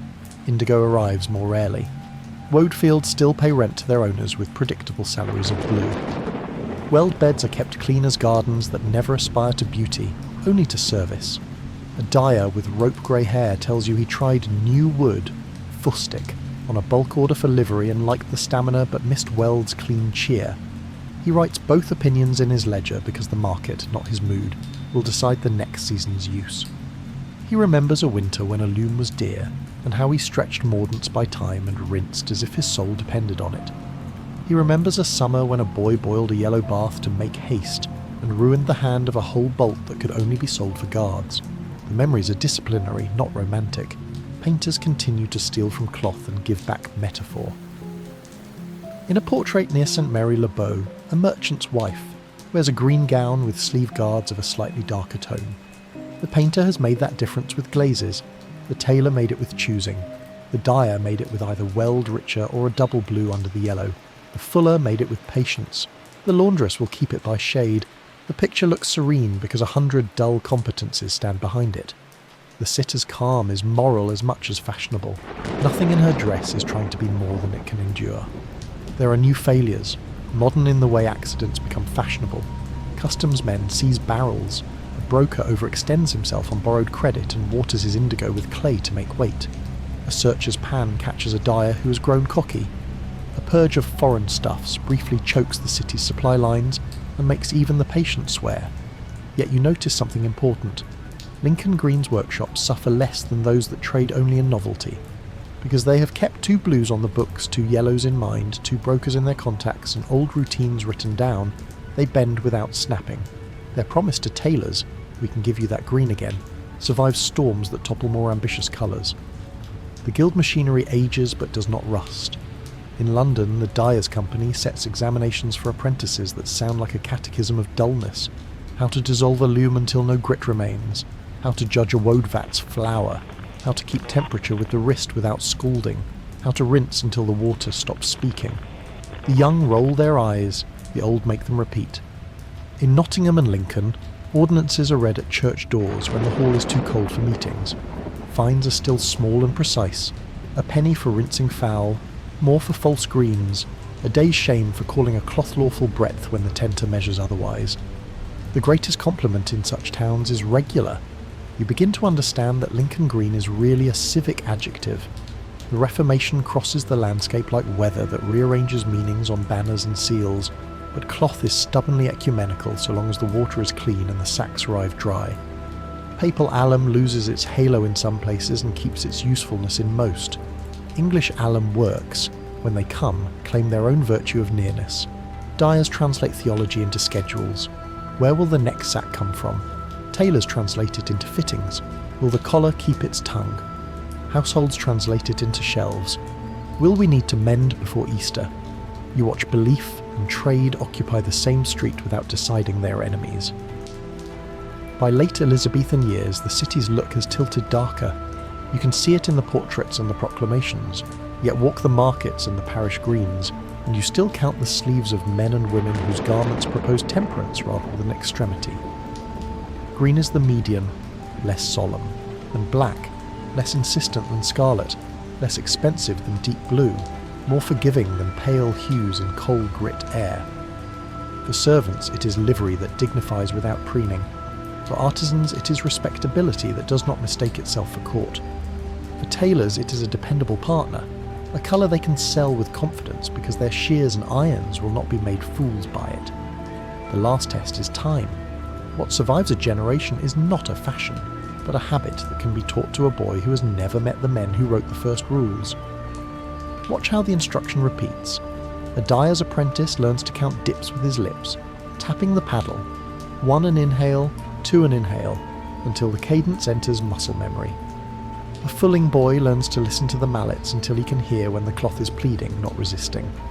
A tailor's lad learns to lay patterns so grain agrees and to press without arrogance. A laundress shows a girl how to shave soap and to choose the window where sun is honest but not cruel. None of these lessons name Lincoln Green, but all of them make it. You go back once more to the Tenterfields, which you now understand as both tool and theatre. The cloths lie like orderly lawns.